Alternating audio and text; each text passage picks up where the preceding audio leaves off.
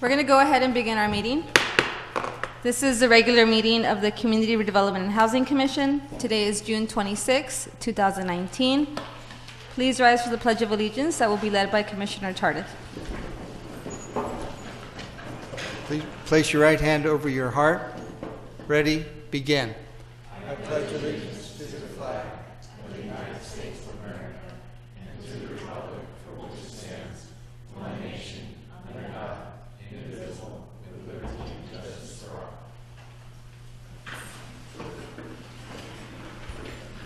Thank you, Commissioner Tardif. Madam Recording Secretary, may you please take roll call? Commissioner Aguinaga. Present. Commissioner Garcia. Commissioner Perez. Present. Commissioner Ramos. Present. Commissioner Santana. Present. Commissioner Ursua. Present. Commissioner Tardif. Present. Commissioner Limon. Present. Commissioner Frazier. Present. Commissioner Vasquez. Present. Thank you. We have time. Thank you, Recording Secretary. Seeing a quorum, the meeting is officially called to order. We're going to take items a little bit out of order from our agenda. We're going to begin with the work study session. We have one work study session. Please note that there will be no motion or action taken on this item. The item on the work study session calendar is financing of affordable housing developments. Thank you, Madam Chair, and our staff are preparing for our to put our PowerPoint presentation on the computer here. I just want to give context to this item. The Commission directed staff to return with an educational update on and training on affordable housing finance. The various projects that you've approved this year, approved four major projects this year, part of our RFP process for fiscal year 18-19, as well as five projects this year. And so this training that will be provided to the Commission today will provide a very comprehensive overview of affordable housing finance in substantial detail. I do encourage you to ask as many questions as possible. We are paying a lot of money for Kaiser Marston to be here today with you, and so the amount of time and attention you take to ensure you get the most out of this presentation and training is important. So with that, I'd like to introduce Julie Romy with Kaiser Marston Associates. Good afternoon. I'm going to try and not talk in all acronyms, but if I start to go that way, please stop me if you don't understand what I'm saying, because that's one thing. Affordable housing is almost like another language, so I'll try not to do that. You're all well aware of who Kaiser Marston is. We help the city with affordable housing projects, so we review all the pro formas and help structure all the negotiations and deals that are put together. So what we're going to go over is a little bit, just kind of take a step back, what's affordable housing, kind of different income limits, how rents are calculated, and then we're going to get into pro forma and how we look at pro formas, and to help you kind of understand where we're coming from when we get a pro forma for a developer. Then the one thing is that we are going to use, I've used as an example the United Methodist Church project that you've already seen, hopefully. Yes. This group did, okay. There was blank looks, so. Legacy Square. I have about 3 other names for it, so I wasn't sure which one you guys did. So you'll, so hopefully it will look a little familiar, and when you go back, you can, if you want to look through your other information and deal points and all the information you've already looked at, maybe it'll make a little more sense once you, after we go through all this. And I'm sorry, before you begin, do we have extra copies at the front for anybody in the public that might not have one? I think someone was passing, yeah, they're right here. We made copies right here. Anybody not have any copies? No? Okay. Yeah. Thank you. Okay. What is affordable housing? So typically, this is right now becoming something that a lot of people are confused about. When we used to talk about affordable housing, we always meant like multifamily apartments or that had income restrictions on them. Now, with the homeless crisis going on, there's a lot of people mixing up the definitions with shelters. But what we're talking about when we say affordable housing, it's not shelters, because most of these funding sources that you see, you can't build shelters with it. So it's not even an option. So everything I'm talking about today has nothing to do with that. But there's now a category that's really taken on a life of its own because there's so much funding out there, and that's permanent supportive housing. So that would be like the step after someone's in a homeless shelter. They get placed in permanent supportive housing where they can get services to help them stabilize, and everyone hopes would stay there for a while. It's not something, they will have a year lease. It'd be a typical apartment, but it has all the services. So just, I wanted to make sure before we started that everyone knows what we're talking about. The definition pretty much in the US for affordable housing is that a renter, it's people who earn up to 80% of the area median income. So, and then there's also the definition of workforce housing, and no one really seems to know what that is. Everyone has a different definition. What I consider workforce housing is usually above the 80% to 120%, that old category under redevelopment. State law is the only place that allows that category for any funding sources. So all federal money, all that, they don't go above 80%. So right now, actually, state law doesn't allow it anymore either. But old redevelopment projects had that 80 to 120% category. So really, when everyone talks about workforce housing, there isn't a funding source for it. So again, today we're just going to be talking about 80% and below, because that's where the money is. The rents, that's the definition of affordable rent, is people would only be spending 30% of their household income per month on housing. And now housing would include your mortgage or your rent payment. It includes utilities that you pay. It also includes, if you're a homeowner, it would include insurance, HOA fees, property taxes. So for home ownership, when you add all that in, it really means the affordable prices drop a lot. And so that's a whole different topic of trying to do affordable ownership, because when you add all this in and you're dealing with people below 80%, the gap is huge. So again, we're just going to be talking today about rental housing, and it's just dealing with 30% of someone's household income, and so it would just be the rent payment and their utilities that they pay. If their landlord pays all their utilities, then the whole 30% would go towards their rent. Okay, so when you're trying to assist affordable housing project, there are two approaches. The first one is you could buy down the debt. So you subsidize, you provide the capital, you provide part of the capital. And what that means is that then the cost of building the building isn't as high. The developer can go get a conventional loan at a level that can be supported by the rents, the restricted rents. So in theory, this project for the full term of its life should be able to continue supporting itself because you've bought down the debt. The second way you can provide the affordable housing assistance is through subsidized rents. So this is coming at it on an annual basis. You would then be making up the difference between the affordable rent and a market rent. Okay, now I think most of your projects probably use a combination of the two. And as gaps have gotten bigger and bigger and funding sources smaller and smaller, that's usually what's happening all over right now.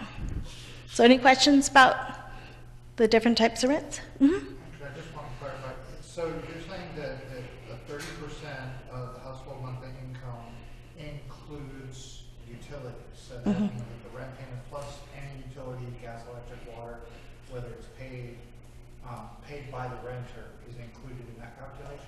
Yes, so I'll show you later when I show you how you calculate rents, you figure out that 30% and then you subtract out utility allowance, and what's left over can go to the landlord for rent. So they don't pay the whole 30% to the landlord. Then part of it goes off to the utility companies and part goes to the the landlord. And then utility allowance is a calculation in and of itself? Yes. If I may,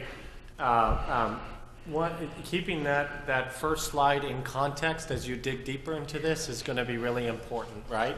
Because if you're a private market developer and you're going to build a 10-unit project, okay, and you're going to get market rate rents on that project, you're going to apply for a single conventional loan of $5 million, okay, to build those 10 units and rent them at $2,000 a piece, right? $2,000 a month. Okay, but with an affordable housing project, okay, the 80% AMI restricted rents, okay, that means you're reducing your rent per unit that you can get, right? And you're building this for affordable housing purposes, okay? So you need additional financing in something that's going to be referred to as your capital stack, which our city and our commissioners and our commission approves a source of financing in that capital stack to finance the difference required for that affordable housing project. Now, when you have 80% AMI, those are higher rents than 30% AMI or 50% AMI, right? That's important to keep in mind as you're conceptualizing that first slide as we dig very deep into this process of affordable housing finance. Okay, now when we talk about area median income, it's for Santa Ana, it's the whole county of Orange. That is, HUD comes out every year, like they just released it beginning of June, what the 2019 income limits are. So they provide that, and then that is then for Orange County in 2019, it's for a 4-person household, it's $97,900. So that's what a median household could afford. A typical supportive housing tenant, so someone who would go into a permanent supportive housing unit, is someone that's usually receiving a monthly Social Security payment, and that would only be about $11,000 a year. So you can see the difference. So it's about 16% of a 1-person household. So that's where you can definitely see the problem. But even at 50%, 60%, and 80%, that's still well below the median. Here are what's published by HUD for, well, actually, the median income is published by the state of California, because HUD only publishes the $97,900, the median income for a 4-person household. And then they publish the low income, very low, and extremely low, and they don't do the moderate. So HCD also publishes the moderate. Can you please state the AMI levels for each Yes. of these categories? So extremely low, okay, but let me just point out something. If you take the 35,600 of the extremely low, that's supposedly a 30% household, and divide it by the median, it ends up being 36%. It's not 30%. And so that's why we use extremely low, very low, and because by saying 30%, it's not accurate. It's not accurate. And HUD does crazy things with those numbers. And so the problem right now, and I'm going to show you what the impact is that all the state rents are based on a formula based on the median, not the very low income times 2, like the 50% number times 2, because that 50% is actually 60%. So this is causing a lot, I'm going to show you the results, but it's a very big, you probably have dealt with it on projects where the developer comes in wanting just to put the tax credit restrictions on it, but you're using former redevelopment money.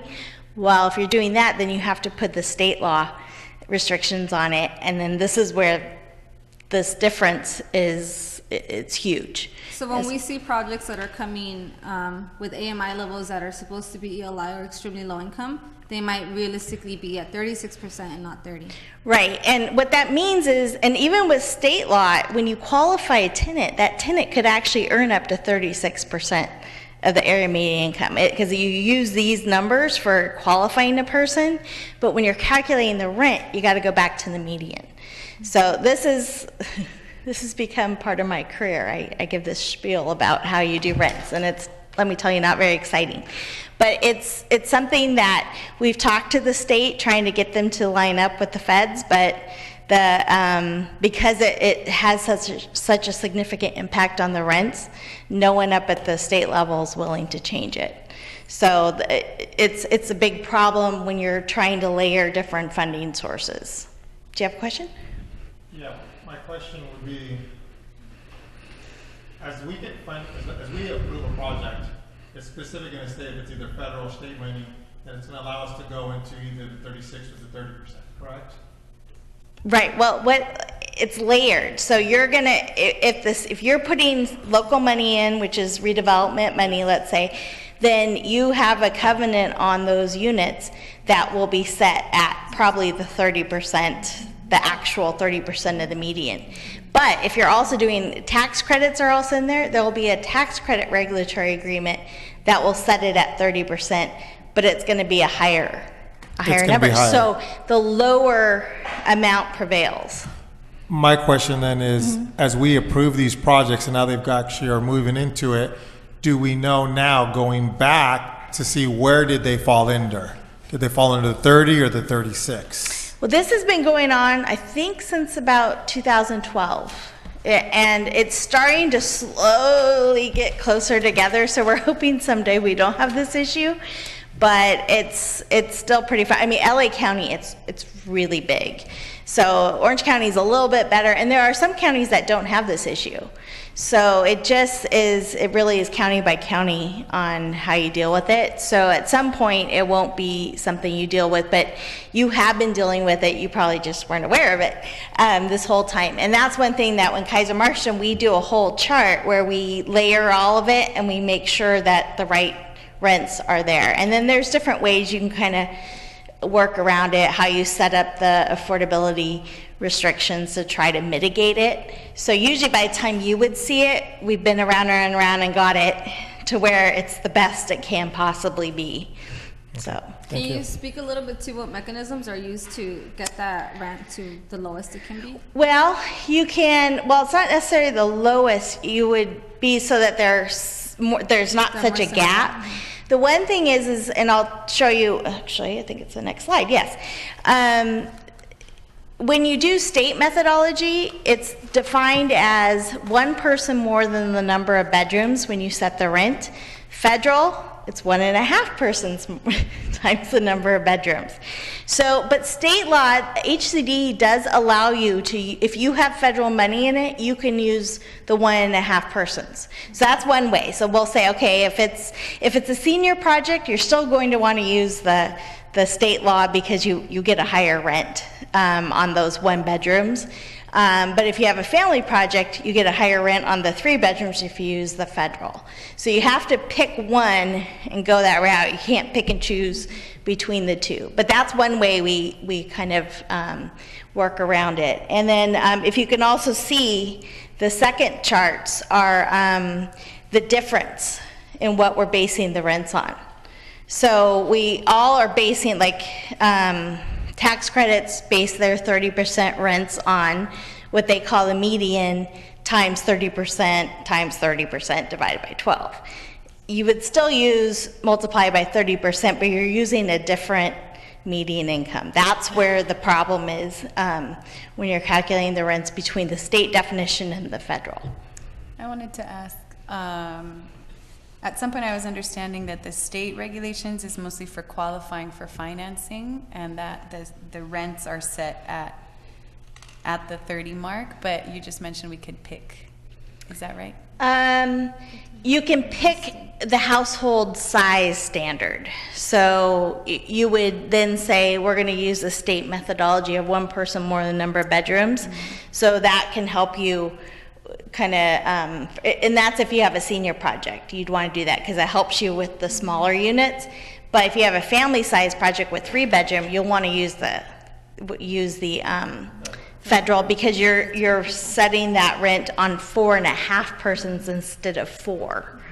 So that helps you get it to match up. But the thing is if you're really wanting to restrict the rents as low as possible, then you would use the state. So that's where this is back. There's a lot of back and forth on this, and it's just gets very complicated.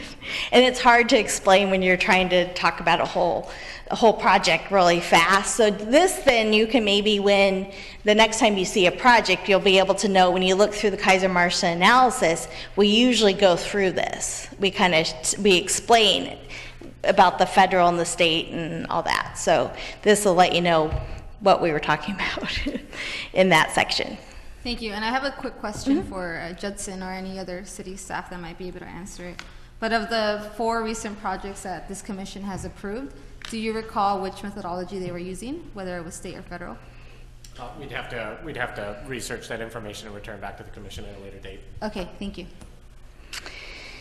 Okay, so this shows you what the rents are, and now I'm using the state law definition for these. I did a search. This is the market rents for Orange County and Santa Ana are the average rents. They're not like for new construction projects. So probably some of the newer projects you've seen would have a lot higher rents.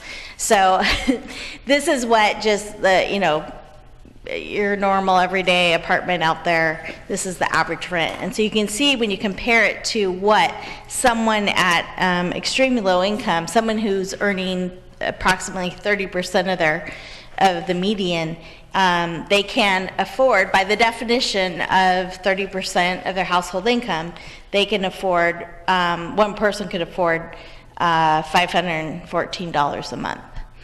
I just came from Huntington Beach, where we were talking about a project where there's people who are making under that 30%, and a TBRA program's requiring them to pay 30% of their household income. But when you're down at like $17,000 a year, 30% of your income going to housing is a huge impact. So this isn't a perfect methodology, but it is the methodology that has been used for years. And I've told students whenever I talk to them that I think it would be great if someone could figure out maybe a better way of doing this. But this is what we have, and this is what everyone's using, the federal and the state level.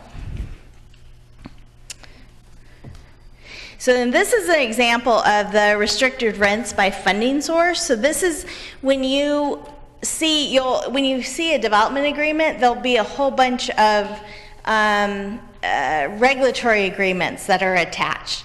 Well, one of them, or probably 2 of them, if you're using home funds and you're using redevelopment money, will be from you. And so they will have different, so your home funds, if you look at the first column, you'll describe, they have 2 categories, the home program. And it's, so it has to be people below 50% and below, or 80% and below. Okay, but then when you go over to tax credits, they have 20% to 80% now, and you could do anything in between. Well, you don't have to match them up directly, you would just layer it. So that means in the tax credit program, if you have a low home restriction, that means anything in the tax credit program 50% and below would meet the home requirement.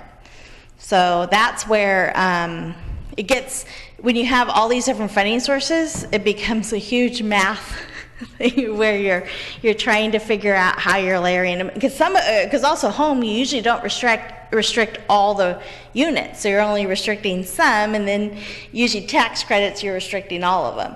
So it's a little bit of a challenge to get it all to line up. Low mod income housing asset fund, that's the farmer redevelopment money. Those are the state income limits. They now only let you go up to low income, but for the most part, you have to keep that rent and the household income at 60. If you go over that up to 80% for household income, you get kind of dinged in a whole nother subject that comes with the farmer redevelopment money. So we won't get into that today. But when you use I don't know, does Santa have any more redevelopment land? Yes. Okay, so that land though, this you can use, and I am not an attorney, but this is what the prevailing wisdom is, so there could be some people who would challenge it, but that land was purchased previous to the demise of redevelopment, and so most cities, their attorneys say it's okay to then use the moderate income restriction for your land if you contribute land. So that is one way. If you're doing a home ownership project or something, you could do moderate income on that. And so that's something that this commission recently saw with the properties along Lacey and Santana Boulevards, the Habitat for Humanity homes. Yeah.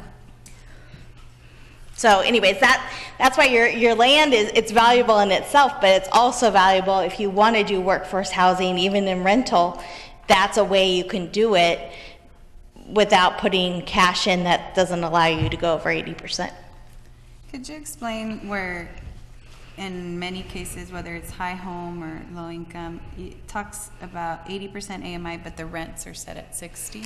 Yes, the household, when they do these categories, the household, when you qualify a household and how you set the rent, it's two separate things. So a landlord will set the rent as the formula says, or the chart, whatever it is, and then when the tenant comes in, they qualify him, and so there's usually, like for home, the category is from like 50 to 80, and those people, if you're up at 79% or you're down at 51%, you would pay the 60% rent. What kind of flexibility is there on setting the rent? Well, you set the rent, and you could always go lower if you wanted to, but the thing is they don't actually have to raise the rent to that high. That's just telling them what the maximum is. So as long as it's under, you can do what you want. If you're going to be really low, you might as well go down to the next category, because then you get credit for it. So that's the thing, is that you're not getting any more credit if you restrict the rent differently for all the different, like housing element and all that. It's who's living there is what gets you the points for that. Great, thank you. Okay, so now this is an example of when we're layering. So let's say this project has some units at extremely low, each state law, so you have redevelopment money and you got to do 30%. So that's that first column, the ELI HCD column. And then they also have 30% tax credit rents on it. And there's also low home restrictions. Okay, so you can see that this is where the state law really, you can see the difference. So the state law would prevail in this one if you layer all three regulatory agreements on these units. And instead of doing low home would allow you to go up to 1,038, you're going to be restricted to 514. So you'll have that agreement, and that is all that's what the federal government says, the home program says. You can charge up to there. But you got these other two regulatory agreements that are pulling that number down. So if for some reason TCAC and the redevelopment regulations or regulatory agreements went away for some reason, then the low home would prevail, because if that stayed on. What usually happens is you usually do your home restrictions for like 20 years, but your redevelopment and your TCAC go for 55 at least. So those two are going to be around. So even though your home, it looks like that's, you're allowing higher rents, that regulatory agreement's being trumped. So unless those other two regulatory agreements go away, that no one will be paying that higher rent. Does everyone understand that? This is when we talk about layering affordability restrictions, that's what we're doing, and you take the lowest. I don't know that I understand. Would you Okay. take one, like the one bedroom, for example, and walk us through each of them, please? Okay, so like a one bedroom, you have, the rent under redevelopment law would be $587, but the tax credit 30% rent is $667, and then the low home restriction for a one bedroom is $1,113. So what would end up, the maximum that could be charged on that unit, if those 3 regulatory agreements are attached to that project, the maximum that landlord could charge is $587. Because it's set at the lowest. Yes. And how long will those regulatory be in place? The redevelopment and the tax credit would be 55 years at least, and the home one is typically 20 to 30. Sometimes it will go out 55 years also. So for the HCD and TCAC, you said 55 years at least? Yes. Who decides if it's more than 55 years? You can, TCAC, I don't think anyone does longer. TCAC does their own thing, but you have the ability to go longer. So cities have the discretion to go for as long as they Yes. want? Again, the minimum for rental is 55. So that's with HCD money? But with Yes. TCAC, it's typically only up to 55? Yeah, Okay, yeah. thank you. And then my question would be on the 4 projects that we approved, do we know how many have the funding TCAT and home, and how long did we approve them for? I don't need it now, but just, I know. It's a great, again, it's a great training, because in future projects that you see, you'll be able to ask these kind of questions of staff, and we'll definitely have the information. Excellent. And I'll tell Tim he better know. So at a future meeting, can we see, can we receive the information that we're requesting for the past 4 projects to see what the commission has done? We could send you the KMA analyses that were conducted for the 4 projects that were approved by the commission, yes. Great, thank you. Okay, this is also, I went over this a little bit before regarding shelters versus multifamily, but this is now breaking it down into the different types of multifamily projects that we see the most. The first one would be a family project, so that would be something that would have about 30% 3-bedroom units, and it allows any age, so even seniors could live there. It doesn't restrict any age. And but the services are usually geared towards families, so it'll be like after-school programs, ESL classes, computer training, daycare services, things like that. And those would be on-site. And then the typical problems, this one often has overcrowding. I've often seen what happens is people, there's one family, they had twins, and that, shot them right over the, so then everyone's scrambling trying to figure out what to do. So then the next unit up, the next time it was available, then they moved that household. So that often happens in this category. Also, if you have children, you know they're pretty hard on units. So that is also, the maintenance cost on a family project is usually higher. The senior projects, then, there's 2 different age groups. Usually it's 55, but there's also 62 years of age for some of the projects.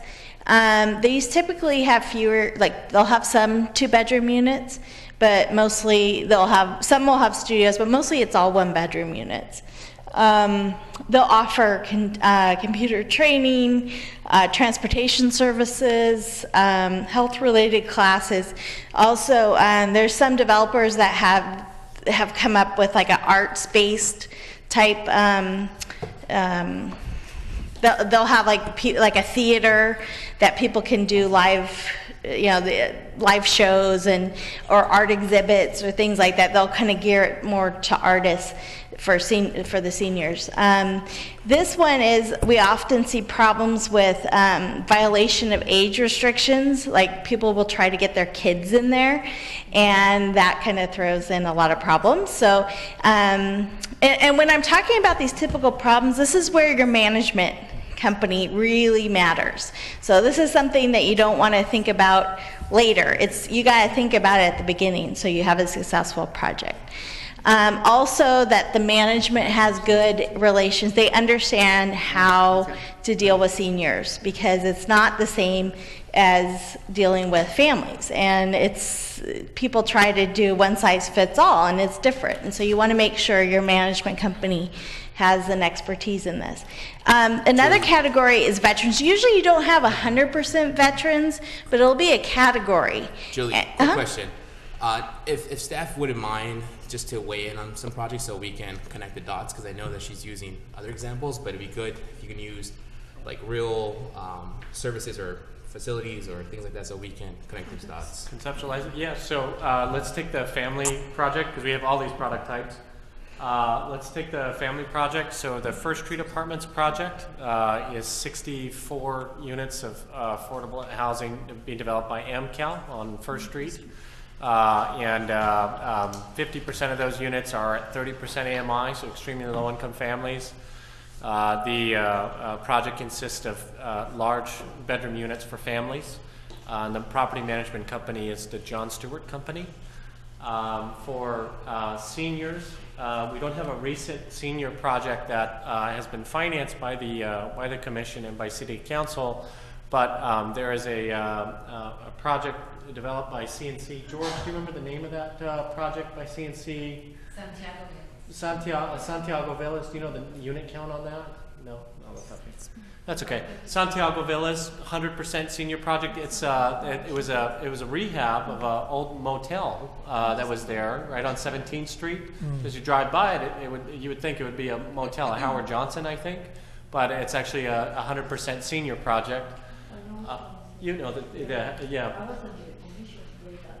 Did you years ago? Okay, yeah. And in terms of a veterans product, the Santa Ana Veterans Village project broke ground in January. Several of our commissioners were there at the groundbreaking. It's 75 units of permanent supportive housing for homeless veterans being developed by Jamboree Housing. And then in terms of special needs, the Orchard project is an example of a special needs project. The Francis Xavier project is an example of a special needs project. And then in terms of a combination, in May, the Commission approved the project at the Crossroads at Washington, 86-unit new construction project being developed by Related. If you remember, Related came with their entire development team. That's a combination project where 43 units are intensive permanent supportive housing that were requested by the County of Orange, and the other 43 units are large family units for that product type. So we really have all of these product types that have been seen by the Commission. Thank you, sir. Okay, so just I'll go through what the services and the typical problems are. So like for veterans, the services are usually provided by the VA, so it doesn't necessarily mean, it means that whoever's your property manager and service provider needs to have a good relationship with the VA. So that's the thing to look out for that on those projects. The other thing is that these tenants often stabilize quickly once they get into a unit, and once they're trained, and so they can easily get a job that all of a sudden puts them over the income limits. So we've seen that be a problem with these projects, is dealing with over income tenants and what happens and how you deal with that and all that. So that's probably the biggest problem I've seen with this category.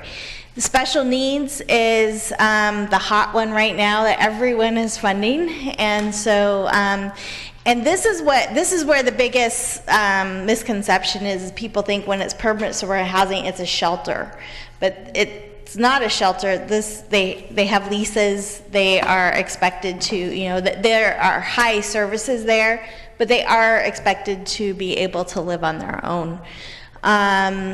It is a lot of, this is also the mental health category. So this is where you get a lot of pushback on. And this is where your property manager really matters. Is that the permanent housing? Permanent supportive housing. Housing, right? Yeah. But this is what oftentimes when I hear it on the radio or in the newspaper, this is what's often they call it a shelter. And it's not a shelter. Because usually people have been stabilized maybe at a shelter and then they go in here. Or they've even been in some other type of unit before they go into a permanent supportive housing unit. Some of the problems could be that there's not like the category of who they end up getting to live there doesn't necessarily match up to their services. Nowadays, this kind of happened when people, because all this money's there, so now everyone's running to wanting to do a permanent supportive housing project, and they don't necessarily know what they're doing, and so that kind of would happen. Most of the developers now have had the experience, and they know they need to have the services to match the population. So, but also, it's maintenance and repairs are really high. So you want to make sure, you may see a budget for operating expenses that looks really high, but you want to make sure it gets repaired and you don't have deferred maintenance. So it's better to make sure that that expense item is budgeted correctly. And most projects are a combination of all these. And they're really I'm seeing a lot of mixing family and veterans, and that seems to be, for the most part, going okay. I haven't experienced any of the projects I've worked on having a problem. A lot of it, but there's just now this big rush for this permanent supportive housing where they're mixing it with the other affordable housing categories. And so we'll see what happens on some of them. But like I said, if you have good property managers, good social services providers, they can deal with those issues. If I may, Julie, can you go back to the previous slide?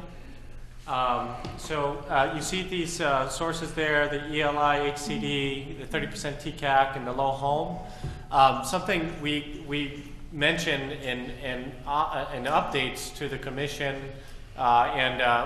you could cross-ride by it and not really think twice about it, but we'll sometimes refer to MHSA assisted units, or home assisted units, or MPLH assisted units, using the acronyms, right? Mental Health Services Act assisted units, home program assisted units, no place like home assisted units, project-based voucher assisted units. So when we do that, when we say, okay, in the Santa Ana Veterans Village project, we have 2 home assisted units out of the 75, and we have 20 of the 75 are MHSA assisted. It's tying back to the restricted rent that applies to those units, as well as the target population that's eligible for those units. And how that all comes together is because in the capital stack, the developer needed all these various sources of financing to make the project feasible. So. Thank you. And before we move on to determining project feasibility, I'm going to call for a quick 5 minutes or so break. Sure. So we'll reconvene shortly. Thank you. Okay.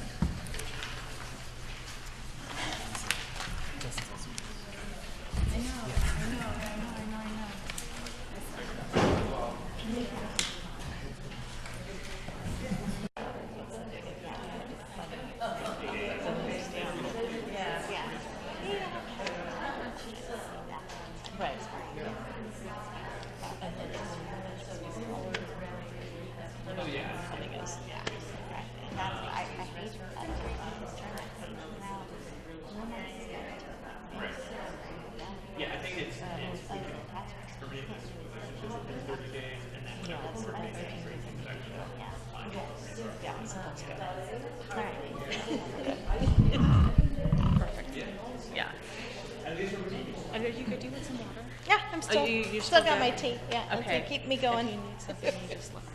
Maybe alcohol. We'll Yeah. later.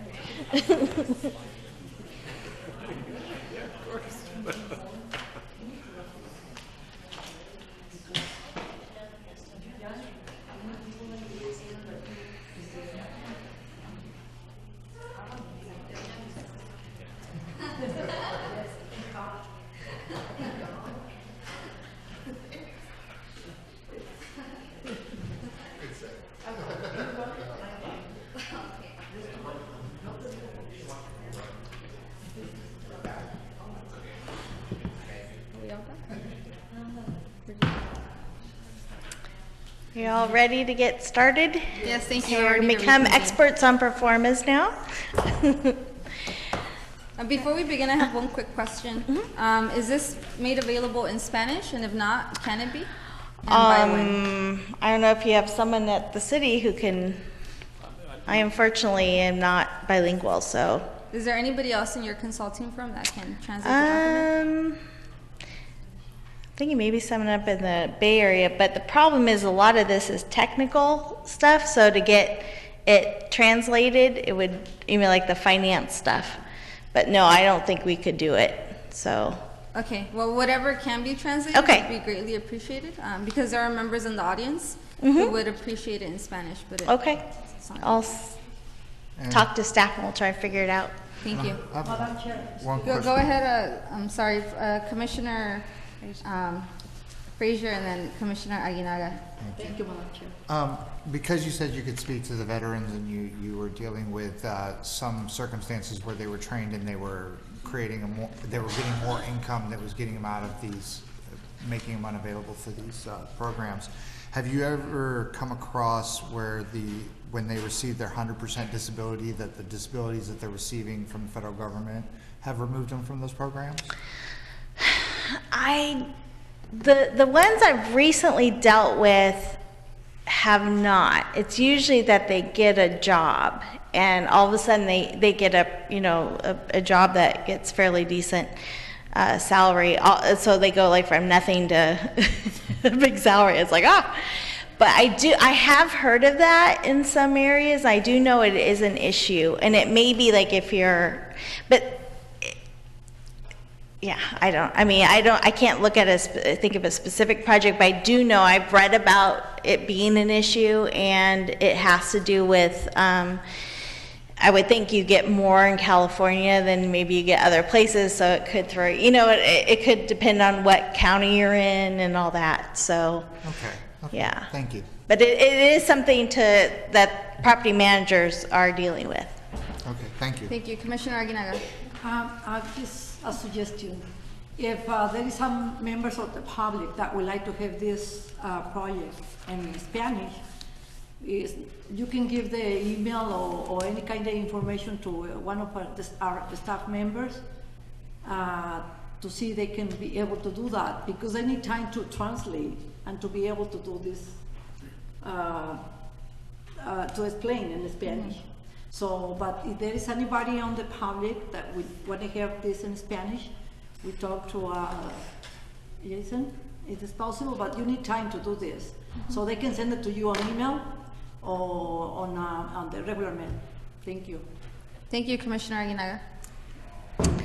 Chair, Go ahead, sorry, Commissioner just Stewart. recap. You mentioned, Judson had mentioned a couple of things with the acronyms. Would you mind saying those again and their names? Yeah, sure.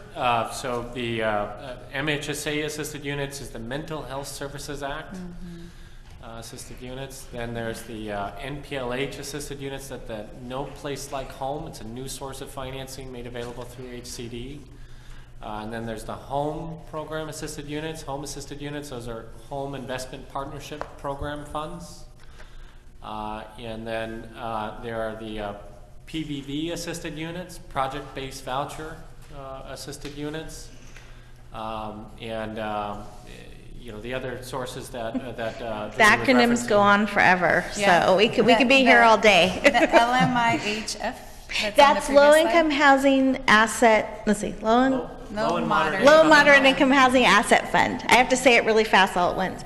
And that is the former redevelopment money. So it used to be called housing set aside. So now it's called the loan. Okay, so in one of the previous slides, the LMIHAF is referring to Old redevelopment, but yeah. the former redevelopment land is. I was saying the reason why you treat it differently is because it was purchased under the old rules, so you could possibly do moderate income with that. Right. Thank you. Just trying to keep it. Okay. All right, so what is a performa? This is kind of, a lot of people think they know what it is, but it's something that evolves over time. So when you start a project, a performa, it could just be, like you might have heard, back of the envelope, where you just kind of just throw some estimates together. And then over time, as you get more information, after you've talked to the planning department and the project gets more real, then you can put better numbers to it for your costs and for your what population you're using and what funding sources are out there. So it's not, performa is something that's used like a point in time, but you may have, like, usually when we review a project, I'll have 10 performas over, because once we get it from the developer, then we'll kick it back to them and say, hey, what about this, or we don't agree with this, and then they'll change things around, like we don't think the rents are right, so they gotta make some, and so there's a lot of back and forth in that. So when you say a performa, just remember, it's something that has evolved over time. So even from the time you get a like a developer submits a performa to when you close escrow with the funding sources. I just closed one. The performa was changing every day for the last 5 days because interest rates were changing and trying to get, and so you're fine tuning it. But when you are looking at them, they're probably 3/4 of the way done. Is really, there's still some more work that will need to be done to the performa as you go on. So just keep in mind that what you see, if you would look at the performa when it goes to close, there's going to probably be swapping of money from different funding sources and all that, but what you agreed to give them is a constant, but it was based on the knowledge they had at the time. Okay, so it's really just a way of forecasting and helping in the planning process. Question. Uh-huh. From when we approve a project, how long does it usually take for funding then to kick in? So are we talking a week, 2 weeks, 3 weeks, days? No, you are usually pretty, like, before they go to get 9% tax credits, that's the competitive type, they need to get their points, you need to say you're willing to put your money in.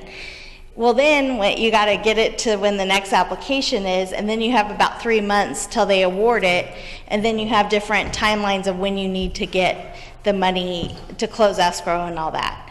So, and then if they don't get it on that first round, then you may have another whole round. And I have a slide later on that shows you the timing and when the Perfect. different things are. So it really varies on project by project. And I could add to that. So 2 examples of how long it takes. The Aqua Housing Project, the Commission approved project-based vouchers for that project in March 2017, and then City Council awarded the remaining project-based vouchers in June 2017. That project closed on their financing just 3 months ago, and they'll be breaking ground this coming month. The Santa Ana Veterans Village project, the Commission and City Council approved their funding in April 2017, and they didn't close on their financing until the fall of 2018, and then break ground in January 2019. So it could take up to 2 years from the date of your financial commitment before the developer actually closes on their financing and then is able to break ground with all of their sources that it took to develop that project. What's the average? I'd say 1.5 to 2 years. Is that pretty accurate, Julie? Yeah. Okay, thank you. Yeah. You use a performa to evaluate the market feasibility. Now, you're doing affordable housing projects, but this isn't really relevant right now because of how the market is, but when there's a big recession, no one's building, and then you get people coming in and say, oh, I'm doing affordable housing, so I need assistance. Well, they would need assistance if they were doing market rate housing. So you want to be able to separate out what's the gap from the market and what's the gap from the income restrictions. So then you can that helps you with your negotiations. So right now that's not an issue, but back, 10 years ago, it was an issue that we were having on a lot of projects. So especially when there's finite money around, you want to make sure you understand what you're subsidizing, that you truly are getting you're buying affordability, not just helping someone get a project. And if it's 100% affordable, that's also not an issue, but this comes into play when you do the 4% tax credits with the tax exempt bonds, where you only have to do 20% affordable and the rest is market rate. That's where this is this is something we definitely do. We look at it from a market standpoint and from the affordability. Then you also, and this is where how we estimate the financial gap. So this is when you see a Kaiser-Marston analysis, this is what we're solving for. So we're solving for what can they not find funding sources for, and they're asking you for. So we look at their performance, and then we run ours based on, we see deals all over the state, and we talk to them. Like I said, there's a lot of back and forth, and we'll come up and say, you know what, I don't think that's they don't need that much money, or the almost bigger problem is we think they need more, so they're going to be coming back to you before this is over, which is not a good place to be either. So we look at both. We aren't just trying to get the gaps down. We're also like, is this a realistic, and are we going to be able to get this project? Because you tie up your money, especially home money, in your agreement, and it could be tied up for 2-3 years, and then you don't have a project if it's really not feasible. So that's the whole purpose of why we do the pro formas and make sure everyone's understanding everything. And then also you use a pro forma for when you're doing implementation strategy, because then it helps you figure out when the money's coming in and what's happening with the cash flow and things like that.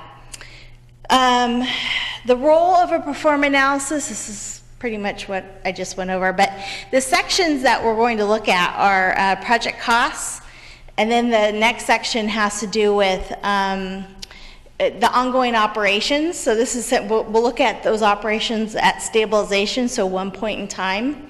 And then what's a supportable private investment? So what kind of debt and equity could the developer go get on their own with these affordability restrictions on there?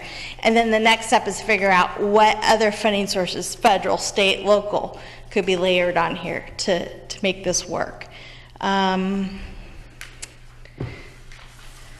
So this is, as Judson mentioned, about the capital stack. So that's the layering of all the different funding sources, and then you figure out the financial surplus. And then the one that often people don't look at is the cash flow analysis. But on especially the permanent supportive housing projects, you want to make sure that, or if you have a lot of 30%, even if it's not permanent supportive housing, because those 30% units aren't necessarily going to cover the operating costs. So if that's the case, you want to run it out for the period of the affordability covenants to make sure this thing's going to work. Or guess what? They're going to be back up here asking you for more money. So what you can do, and maybe they're going to have a problem 10 years, so you can start working on how to fix that problem before it becomes at a time when maybe you don't have the funding sources to help them. I have a quick question. Is the developer fee a part of the development cost? Mm-hmm. And can you quickly define what a developer fee is? Yes, it's a percentage. Well, it depends on if your tax credits and all that kind of stuff, but it's to compensate the developer for all the time that they put into putting these deals together. Like you said, I mean, these things take at least 3 years in California. I'm working in Texas, and you can whip these things out really fast, but not here. So that is a big time commitment. They're also putting up a lot of staff time and dealing with all the planning departments and all that. So it's really to pay for their time. And for nonprofits, this is how they keep in operations. And that's kind of how that the tax credit, when they came up with how they do the the developer fee, it was with those nonprofits in mind, because they spend a long time dealing with these, and and also a developer is never going to make a huge amount of money on these things, because the cash flow is not that much. So they're not getting it on the return they get for their time isn't coming out in the future, because they got to pay back all those funding sources. So you think of all your residual receipts payments you're getting, see, all that takes away from what they get. So that upfront dollars has to last them the whole time. So that's the theory why they're usually a little bit higher than, or somewhat higher than what a developer would do in a regular market rate project. So the developer tells us what their developer fee is. There are, you can always limit it, but tax credits limit it to, what you normally see is what the tax credit limitation is, what the federal government What's that states. percentage? It's 15% of the eligible basis, or up to, if it's a 9% project, it's capped at 2.5 million. The 4% can go pretty high, so you may have, pass out when you see the initial amount, it's like $5 million. But then you also have to look at the capital stack, which I'll get into more, because they're deferring it and they're contributing it back as equity where they're not getting it paid back. It's only showing in the development costs so they can get tax credits. It's a whole accounting type thing. So yeah, no, but I mean, when you first see those initial developer fees, you're like, what? But you got to remember, you got to look at the other side of it too, and what the net is that they're taking. For some additional context, recent context, Commissioner Santana and I were in a presentation by the new Secretary of Treasury for the state. And during public comment, the president of the related companies appealed to the secretary to increase that developer fee because it's not enough to cover his staffing costs for the projects that their firm is developing across the state of California. So that just and that's really because of the time. I mean, like you say, like it does not take nearly that much time to do a market rate project as you would do getting all these funding sources, especially if you're doing 9% and you don't get that first round. I mean, there's been some years only 2 projects get funded in Orange County. So I mean, if you're waiting for that, you may have 2 or 3 years. And that's just for that funding source. That's not all the entitlement process and all that. So that is the explanation of why it is higher. Thank you for that. Thank you for that information, and also thank you, Judson, for mentioning Related. So I actually also wanted to mention Related because they are doing an affordable housing project off Santana Boulevard, and they actually committed to donating a percentage of their developer fee to a community benefit. Oh, good. Yeah, that's exactly So some of the things that they do. What Yes. that developer fee typically look like. Yeah. So you just have to dig a little bit deeper than after you pass out from seeing the initial number. Okay. I'm not going to go through everything on this slide, but everyone wants to jump right into the numbers, but this gives you a little bit of a perspective of the things that impact the performance and things you want to understand before you even look at the numbers, because the numbers, it doesn't really matter unless you kind of know the context. So you just want to make sure you understand, is this subterranean parking? Is it surface parking? That has a huge impact on costs. What are the affordability levels or the population, like we already talked about? That has a huge impact on operations.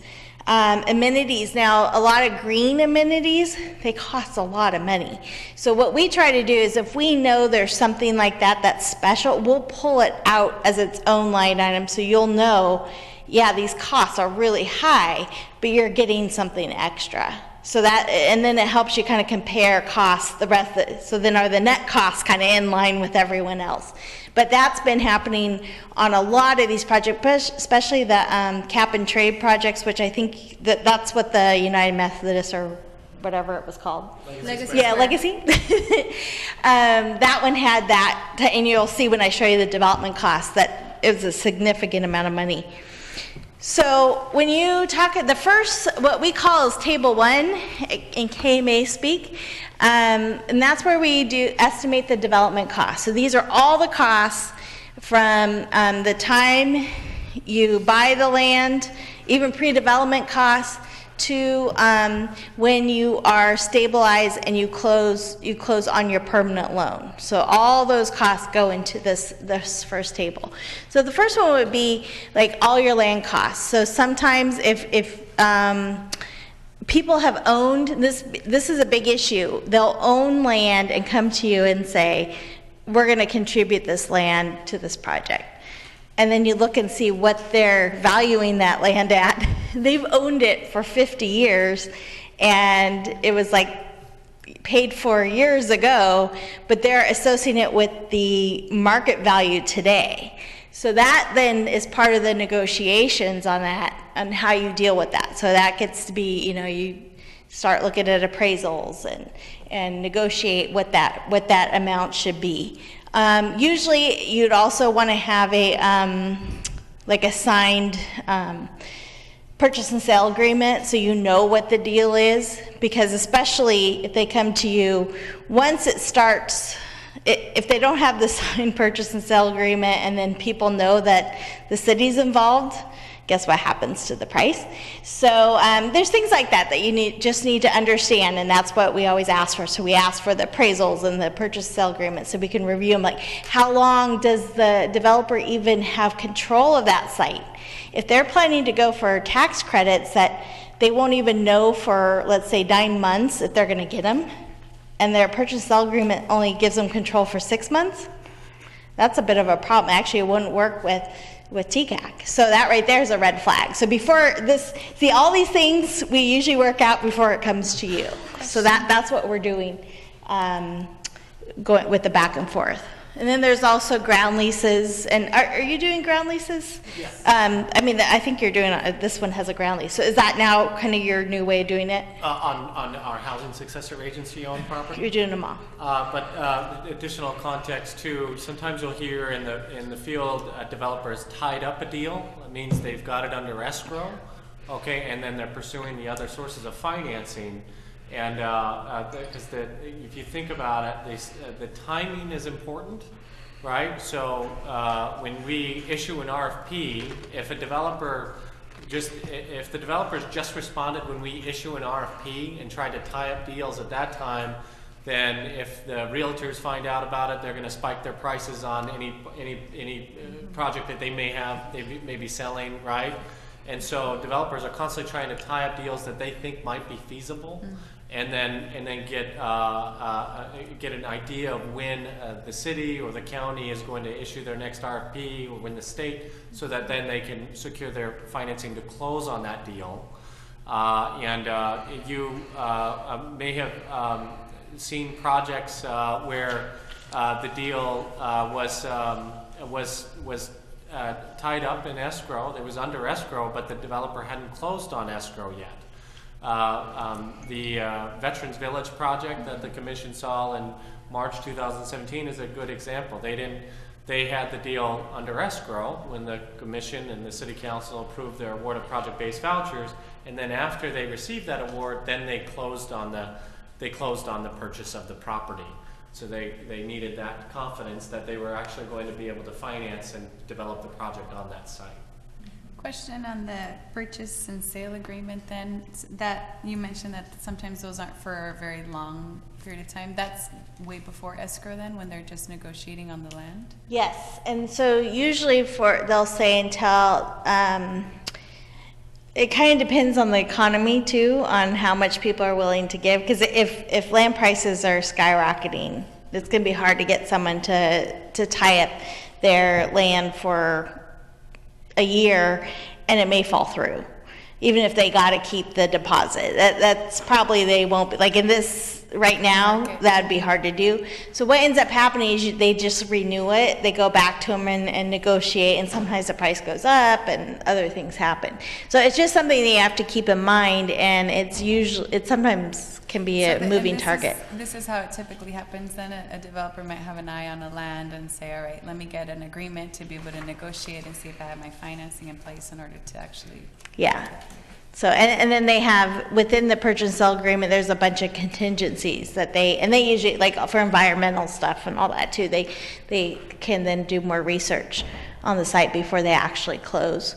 But that's where a developer earns their money, is being able to negotiate those. Because really, especially in a market like now, that's very difficult to get someone to hold off on when they maybe have some other buyers out there. Okay. The next part is construction costs, and I'm sure you're aware costs are going crazy right now. I'm working on a bunch of land deals in City of LA, and we are now at $600,000 a unit for some of those projects. And it's because there is so much construction going on and there's so few contractors. And part of the problem is the city of LA is doing not only prevailing wage, they're also doing project labor agreements. And there's so much other development that contractors don't have to deal with that the pool you're pulling from is really small that's willing to get into those agreements. And as a result, then they can increase their rates. Can you define what prevailing wages and what project labor agreements consist of? Okay. Prevailing wage is a state law, so, and usually, does Santa Ana have that requirement? Do you have a prevailing wage requirement on your projects? No, unless the project triggers Right. prevailing wage. Right, okay. By the source of financing. Okay, so like the city of LA, if you do any transaction, if they're involved at all, it triggers prevailing wage. And so that increases on a smaller project, like a typical type 5 project, it could increase the cost by 25 to 30%. And that's a big hit.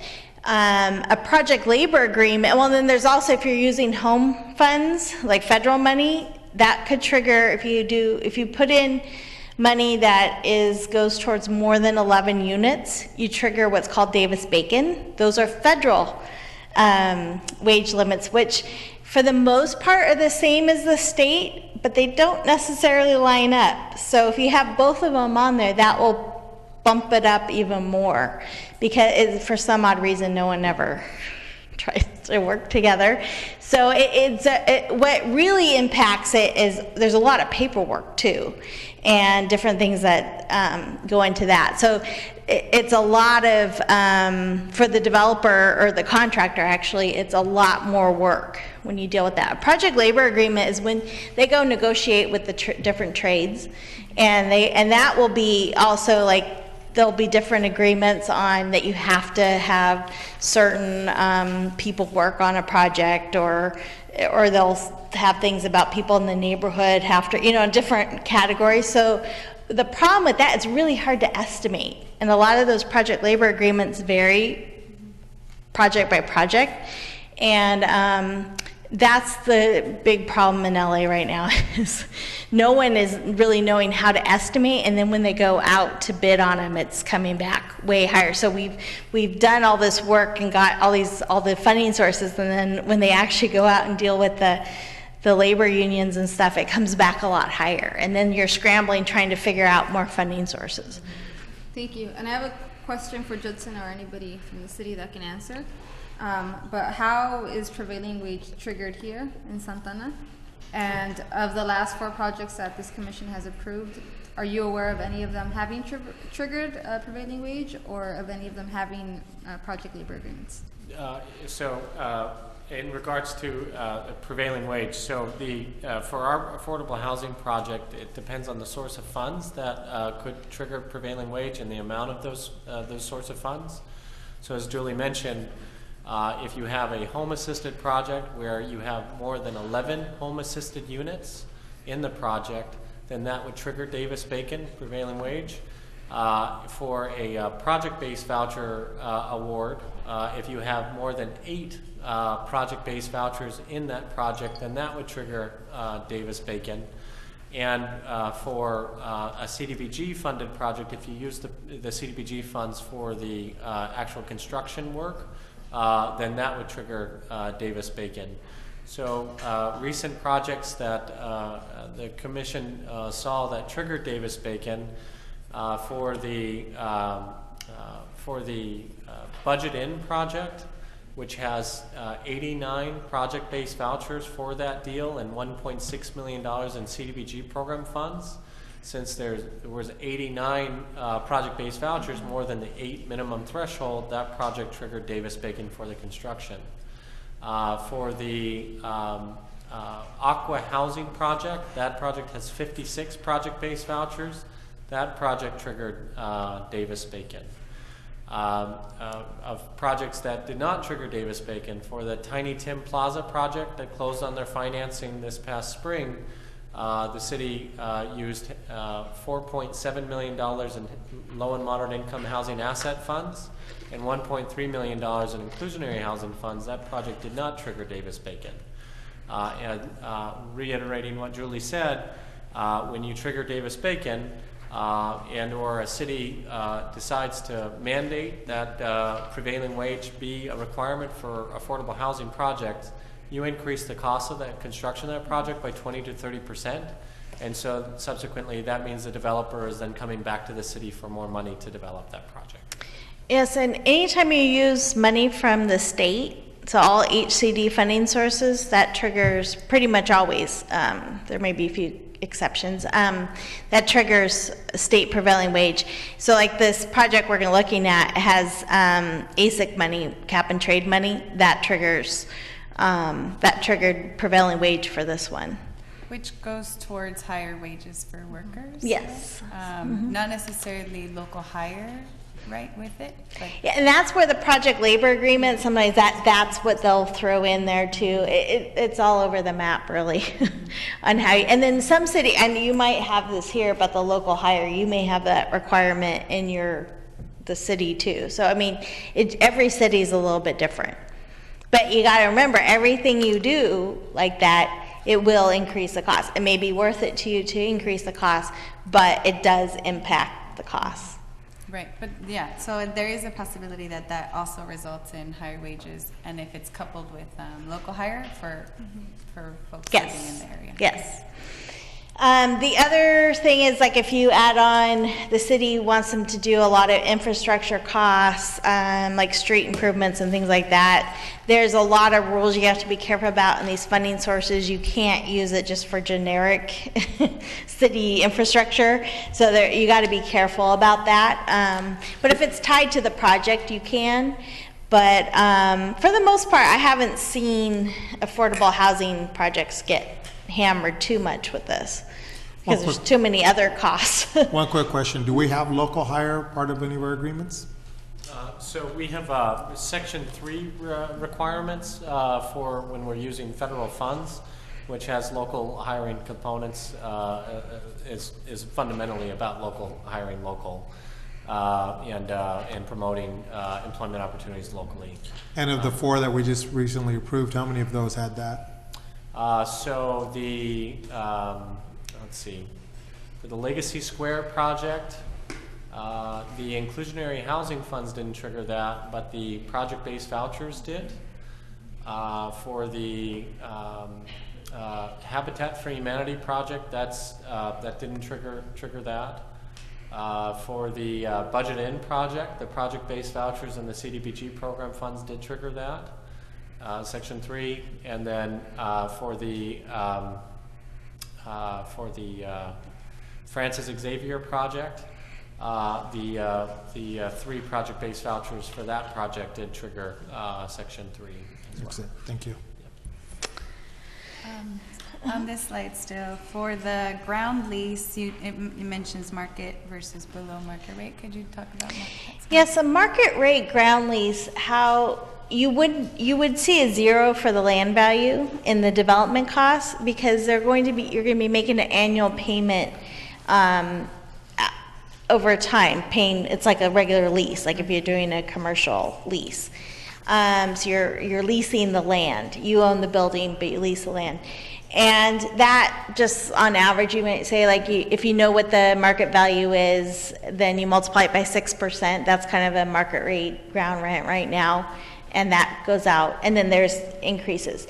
Now, if you're doing a below market ground rent, which is usually how the city is going to do it, you can do it 2 different ways. You can do it as a cap, like you say, okay, you're going to pay, in the agreement you say, you're going to pay us the capitalized value of all those ground lease payments, which equals the market value of the land, and then we're going to loan you the money. It's really a paper transaction. So what happens is then you have a trust deed on there as you have this loan, that's the value of your land that you've put in, and then they pay you back over time, usually with residual, like a certain percentage of residual receipts.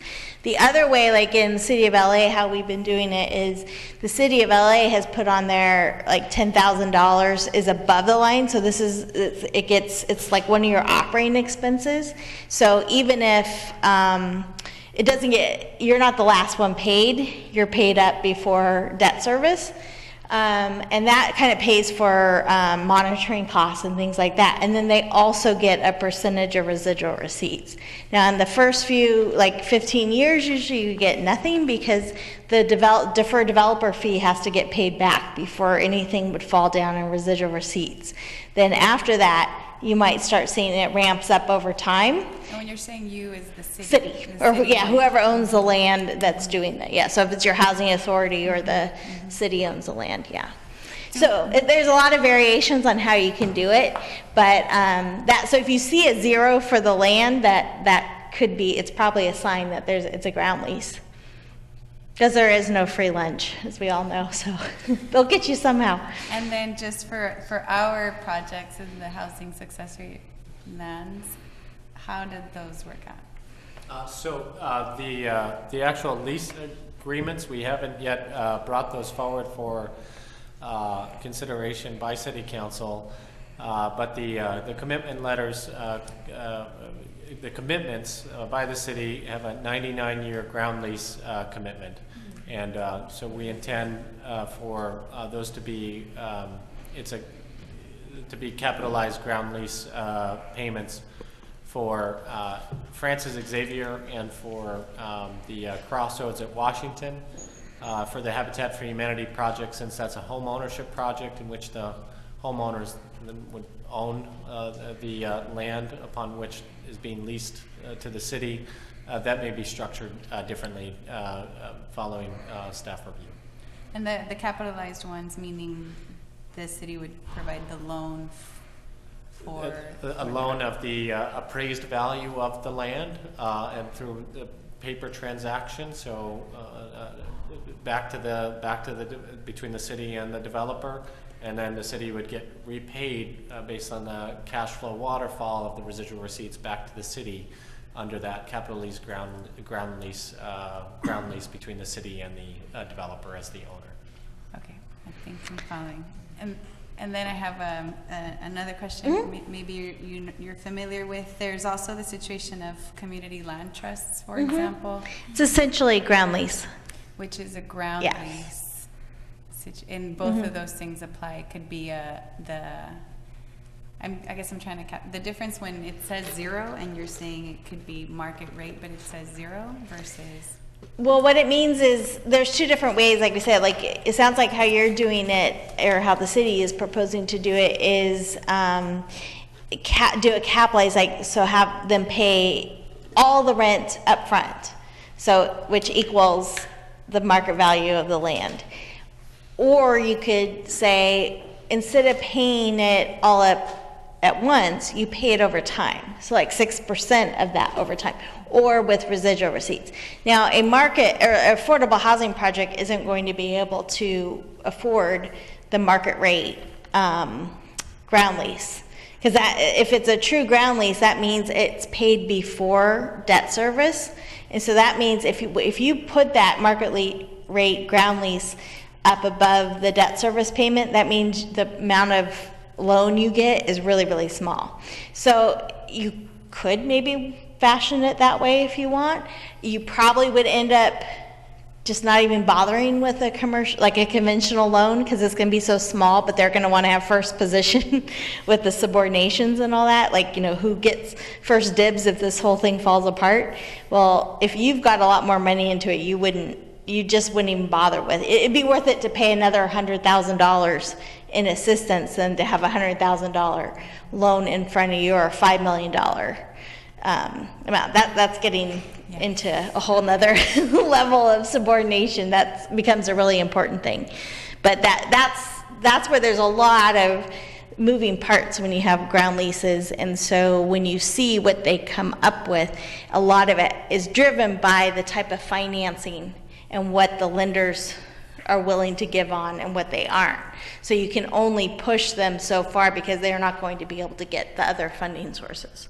All right. Yeah, and HCD also gets very picky about ground leases too from the local level. So you got to be, yeah, we've had problems with that. And a recent project that you approved too in our ground lease structure is the Legacy Square project, which Julie is using as an example for the slideshow. The United Methodist Church is leasing that site to the developer, and that's an important component, an innovative strategy of that project, because as you know, in Santa Ana we don't have barely any land to develop, and so in the future leases and strategic leases with like the ISDs and the churches and city-owned land will be really important to future deals that we finance over the next several years. Right, and it's a way to keep control of your land yourself. And you usually have to have them really long, so I don't think any of us are going to be around for that. So for how long they have to be, and that's also because of the financing and the affordability restrictions that are on it and things like that. So you have some ability to play with those, but then some of the other funding sources you have may not let you. And the challenges that came up around ground leases, I mean, not to get into the details, but generally why, or what were they? It's the financing what happens is you may come up with a transaction that everyone, like the developer agrees to, the city agrees to, everyone's happy with it, and then, 6 months from now when you have all your funding sources and you go to close, you can't, your lender's like, no, I'm not going to let that happen in front of me because that puts me more at risk. And what's good right now is they're getting more and more comfortable ground leases. It's something that even like 5 years ago, you would have to really fight to get it. Now there's lenders that have done it quite a bit, so they already kind of know what to expect and they feel comfortable and they have a track record of dealing with them. So, but like hotels are always done on ground leases. So it's funny because it just depends on the industry. And so like the lenders that deal with hotels are familiar with it and they're comfortable with it. But with affordable housing, and also with all the different layers of financing, it gets very, very complicated. Has that come up for our projects on a ground lease, or at what point might it? On the complications? No, we haven't run into any complications on the ground lease yet. Well, sort of, I guess. The negotiation of the ground lease for the Crossroads at Washington project was a very lengthy process. And we initially proposed 99 years on that ground lease. And following a cash flow analysis on that deal, and as well as negotiations with the county, we reduced that down to 60 years for that project. For that reason, around financing? Yes, and the amount of time it will take to repay the city and the county based on the residual receipts cash flow of the appraised value of the land. Okay, thank you. Okay, I'm not going to go into much detail, but the TCAC did a survey of all their projects, and that's what this next slide is. And because they were trying to figure out why costs were going so high, and so this kind of like for example, parking. If you go from surface or like even just surface parking to podium or subterranean, you increase the cost by like 6% on average. So it kind of shows you the different things you might do that like changes to design or things that what it does to your costs. So it's kind of been a helpful thing. It is a couple years old, so I think those numbers are probably a little low. That's all I'm going to say on that. I think we already talked about how costs are kind of going crazy for a lot of different reasons. Basically, it's labor. Thank you. Sorry, before we continue, I just want to very quickly, so I know there's still quite a few folks here, city staff and members of the public. So if any of you have any questions, I would also like to encourage you to maybe raise your hand and we can have those questions answered. I know we've gotten very technical and commissioners have had several questions, but I'd also like to include you and engage you in any way possible. Go ahead, Commissioner Aguilera. Just a question, Julie. I was browsing while you're talking, and it seems to me that all the information is here, right, for us. I mean, everything is here, right? But you're telling us about it. You're just explaining everything. Yeah. Yeah. I had curiosity. How much did the city spend to have this presentation? $5,000. $5,000 for this presentation, I right? think it's Okay. gonna be that much, but yeah. Hopefully less. Okay. Thank you. Thank you for that question. And just very quickly on that, seeing as we are spending a sizable amount, I would like to once again ask for this information to be translated into Spanish by your consulting firm. That could add an additional cost, which we'd have to Yeah, I discuss don't with even, with yeah, I don't know, we'd have to contract it out, because I don't even know who would do it. I don't Okay. think we've ever done it, so. Maybe we can think creatively. Thank you. I told you we could say, oh, well, yeah. Maybe we can translate it. Thank you. Right. Sorry, continue. Let me Okay. get some words. So this is the direct costs. When you look at your pro forma, these are the line items that you'll see. Now, if you see a developer's pro forma, they'll have probably a lot more detail. What we try to do is combine them into things that then we can compare them to other projects, because that's what we're trying to see is this out of whack? Is it way too high or way too low? Or is it coming right in within the range? So on this one, I just want to point out, see the top two lines where it says AHSC, we call that ASIC. That's the cap and trade. That funding source has requirements for you to even get the money and also to score the points. So that added, just by using that funding source, it added over $4 million to the cost. Okay? Now, this is particularly about I just want to make sure I'm looking at it says this relates to. Legacy Square. Yeah, project. Legacy Squares, yeah. I put United Methodist because that's one of the many names I had for it, so. Right, okay, yeah. thank you. The 93 unit new construction project that involves the demolition of the existing Santa Ana United Methodist Church on Santa Ana Boulevard, right on the OC streetcar route. The commission approved $3.1 million in inclusionary housing funds and 8 project-based vouchers for this project in December of this past year. So we can take this information that's in here as legitimate, valid numbers as far as when we're I crunching. pulled these from the KMA analysis that was done. It's Yeah. used as an example. I hate to share this news with you, but they weren't successful in their Affordable Housing and Sustainable Communities grant. So this is all based on that assumption that they were going to be successful in securing that grant, which they unfortunately weren't. All right. And this happens, right? This is exactly what happens as part of that 2-year process of securing their financing.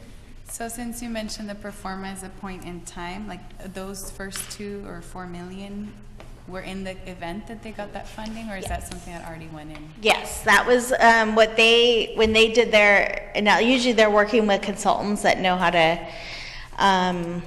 do the applications and stuff, and we'll say, for you to hit a certain score, that they look back and see what the scores have been. They say you got to have this much of improvement. So I'm not sure exactly what it was, but there were transit improvements of $3.5 million. Now they were asking for 20 million. So I'd say that's still pretty good. It was still worth it. But if you have a small project, it's probably not worth it. Because if you're not asking for the 20 million or a significant amount, like 15 million, you're starting to get into all their requirements, put so much on your project that it's not worth that funding source. So that's something that you need to take into account.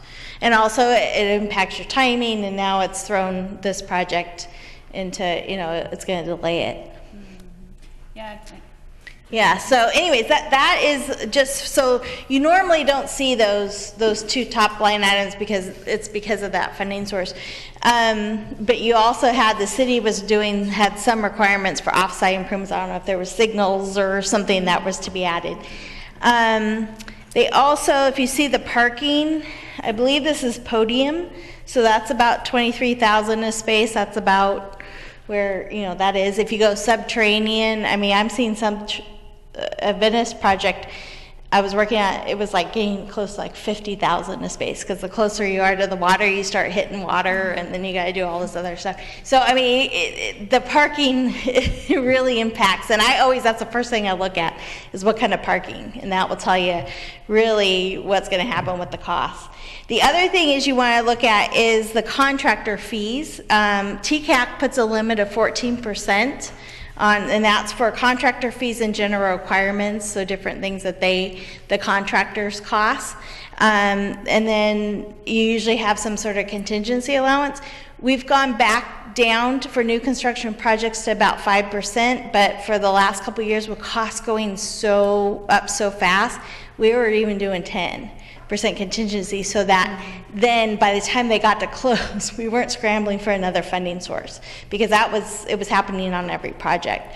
The thing is when you have it in there and like TCAC approves it, that number is, it has to stay in the project, because that's what TCAC approved. So what we often do is we say, you know what, if the costs don't end up coming out as high as we're thinking they are, then we know the money has to stay in the project. We want a really nice tot lot, or we want, you can kind of give them a menu of items to say if there is cost savings, because you can also negotiate different things to maybe get some money back, but it's really difficult when you have tax credits involved. So anyways, that's how we've handled this issue of costs going crazy. But it's kind of a little bit ridiculous right now. I can't get the cost low enough for my Houston project. I keep estimating, and it comes out higher than the market price for new construction. It's boggling my mind. Indirect costs, that's the next section. So this would be your architecture, engineering, it's all your consultants they need for environmental. It's also your taxes if it's a city-owned property. Once they take ownership, they'll have to start paying taxes on it. Let's see, taxes, insurance, they have to pay, legal, accounting. Tax credit projects has a lot of accounting issues with IRS and all that.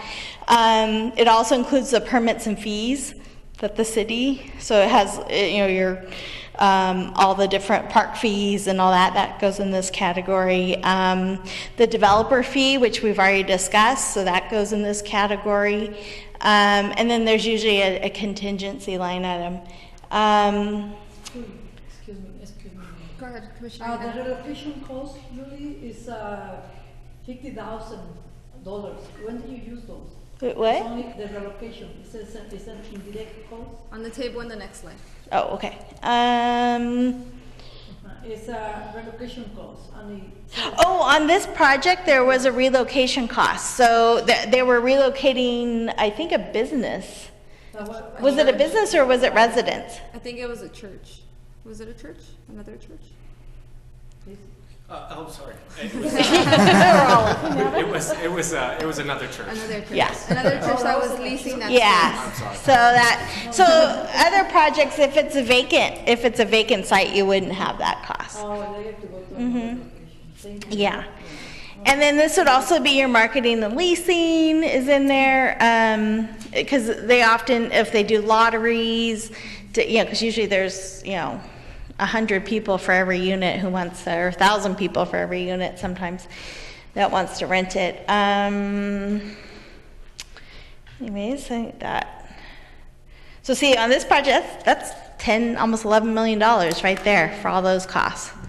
If I may note something here. The permits and fees is an interesting line item.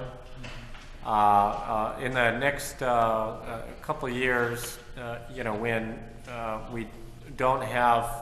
we have limited resources to finance a project, or we have a very expensive project or difficult to develop project, the city, looking at those permits and fees that would go back to the city, is an important line item to think about conceptually. We have a project where we contributed you know, a certain amount of funds. I can't remember the exact deal it was, but we contributed a certain amount of funds, and then a large percentage then just went right back to our city to pay the permits and fees. And so we were like essentially paying ourselves. And so that was just an awkward moment to realize, well, we committed these funds, but then we're going to go back and just going right back to the city to pay our permit costs. Some cities with very extremely limited affordable housing funds resources look at reducing their permit and fees costs so that they can actually finance the development. That hasn't been a problem we've faced as a city because we have more affordable housing resources than other cities. But I'm just bringing it to your attention that it's a resource that's built into that other cities do have to look at. I had a question on that because I was going to ask, what is the percentage, would you say historically, like if you compared Santa Ana to a couple different areas, are our permit fees a lot more, a lot less? Because that's actually one thing that I was going to ask, because you start looking at, we're paying ourselves back $2.4 million. But our issue is really affordable housing. So, and that $2.4 million, is that going back in our general? Is that paying, you know, where's that going? You know, so I think. Does the city give, like, if you have affordable housing project, you get some waivers already? So you don't do that, yeah. Right. So that's how some people do it, some cities. Yeah, but they don't. You don't waive all of them. No, but they may absolutely not. waive some of them. Like Yeah. oftentimes it's the park fees if they're providing a park or things like, you know, or Yeah. they have. So yeah, there's different things you can do, but you do have to be careful because sometimes it can trigger prevailing wage when you didn't mean to trigger prevailing wage. So that it has to be something that's, but if it's in your code, I think. But if it's actually in the It charter wouldn't, and within, yes, then it's, yes. yeah. You've seen smaller cities, right? Yes, Waive uh-huh, fees and things like that yeah. to finance a deal. Yeah. Yeah. Again, it'd be a contentious item to bring up in our city, but I'm just letting you know. No. Well, it is. Bringing anything up is contentious in this city these days. It's contentious in So- every city, but because every city has a problem. But especially cities that don't have a lot of funding sources, that's a tool they have. So, but often you can set it up as a loan, so they pay it as part of the residual receipt, so you get some of it back. So there's a lot of different ways you can handle that. Thank you. And I have the same question. Is that money going back into the general fund, or is that somehow being redirected to our inclusionary housing funds? No, it's not redirected to our inclusionary So it housing just goes funds. to the city's general fund? Yeah, Which general can then fund, go- Planning department, different pools of funding, right? The parks fees would go back to Parks and Recreation. The public works fees would go back to Public Works. The planning fees would go back to planning, and you know, so Yeah. different sources within the city's fund. Okay, thank you. Commissioner Russo. In the other cities, where where do you find that policy? Is it like in their? You're putting me on the spot. It would, yeah, I don't know. Maybe Yeah, Like the fees, the Maybe tax? a better question would be for our legal counsel, Ryan Hodge. Would that need to go into our city charter? Could that be a part of our affordable housing policies and procedures? Or is that a city ordinance? What does that look like? Yeah, typically fee waivers, because a lot of those fees are designated within our municipal code. So if you were to waive them, it would probably have to be an ordinance in the municipal code. There's a lot of different ways, though, you could try to structure something like that. It could be done within affordable housing policies and procedures, where somehow it's set up to where the housing division is kind of paying those fees or waiving them in essence. But a good point was raised there about, you need to make sure that it's done in such a way to where you won't trigger prevailing wage by basically giving city funds to the project. You'd end up paying there's more a than lot you of gave. It's not quite as easy as it sounds to make any of these waivers because these are all requirements for all projects that come into the city. Could we request from the commission that we look into something like that? So Whether maybe it's in our affordable housing. Maybe a work study session on what that could look like here in the city? Because this commission we have asked to take another look at our affordable housing policies and procedures document. So it might be helpful to have more information on. That would be outside the jurisdiction of the commission. So those fees are collected by the Planning and Building Agency, Public Works Agency, Parks and Recreation Agency, which all have their own commissions. And so that direction would have to come from City Council. So we couldn't do it through our affordable housing policies and procedures. With that, even in the event of the loan situation, if it were structured as a loan, even in the event that it changed that way? Okay. No, you would have to go through city council. That's usually how it's, yeah. And so the municipal code ordinance can be approved by the city council, wouldn't have to go for a vote to the public? Any amendments to the municipal code is done by ordinance and approved by city council. The only time you have to go to a vote of the citizens is for charter amendments. Right, thank you. And my question is really not necessarily waiving a fee, but in a sense having a percentage reduction. So I think if we're not looking at waiving specifically a fee, but looking at a reduction from specifically our housing redevelopment, wouldn't that look a little bit different? And wouldn't we have the opportunity as the Housing and Redevelopment Commission to make those recommendations and at least to have a working group to take a look at that? Yeah, it really is. There's a lot of different ways you can structure it. There's a lot of different ways you can set it up. So it really depends on specifically what you're looking to do. But anything that would affect how fees are collected or how much fees are collected for certain different types of projects, that would be something that would have to be addressed in the code that requires those fees. And so, and then there's a whole bunch of issues that you have to look at to make sure that, you know, why are these projects getting reductions and others aren't. So it's a whole big conversation that would end up from city council. Absolutely. But I think having the opportunity to have that conversation and discussion, because we're approving funding for housing and redevelopment. So the monies we're responsible for. So regardless of who it pays for, we're responsible for that money. And I think, in my opinion, is really more of a working group to see, is this potentially possible? It might not be. It might be we have a conversation, we're asking some questions, and we start realizing, you know what, it's going to trigger this or trigger that. But I think the ability to just have that conversation, to look at some clarifying. And again, you know, as I look at this project, we're looking at 2.4 million. If we look at all across the board, I mean, you know, for the whole year, what are we looking at? You know, if we look at a 5-year analysis, you know, how much are we talking about here? And as we look at limited funds, you know, for affordable housing, you know, I think we should be taking a look at that money. And as we're all appointed, we have that conversation with our council members, you know, to kind of make sure that's aware. But I think starting a working group and having an exploratory conversation, you know, is something at least we should, you know, take a look at. And I certainly understand how you're looking at from the money that housing is paying. From the city point of view, though, it's also money that's being collected and how we collect money on all development projects, not just the affordable housing projects. And so that's why I think we're looking at it from a perspective of, from that collection aspect, that's where it needs to kind of be driven from the city council or from the city manager, and then staff gets direction from those two sources to go down and further look into a policy like that.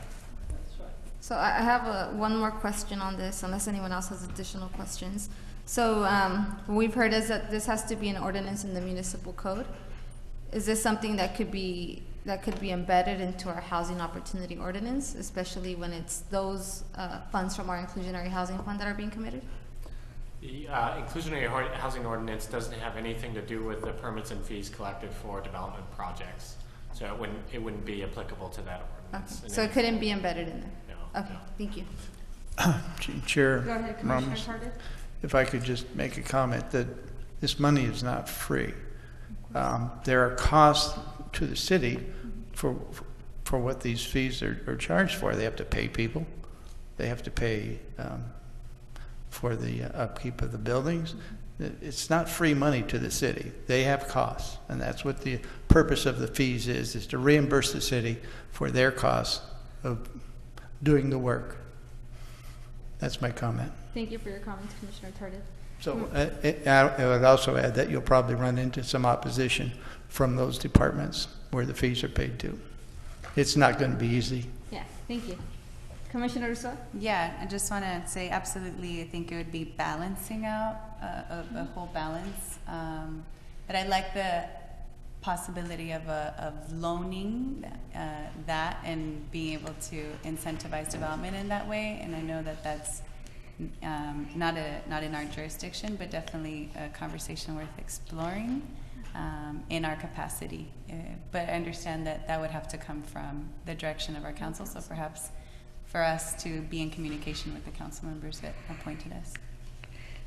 Just to add to that, when you do the loans, you don't get them paid back fast. So Right, that's right. what your planning department's going to look at. It's like, I have to pay these people today, and I'm not going to get paid back even starting to maybe $1,000 a year for like 10 years. So it's just, the payment is, you got to be careful with that.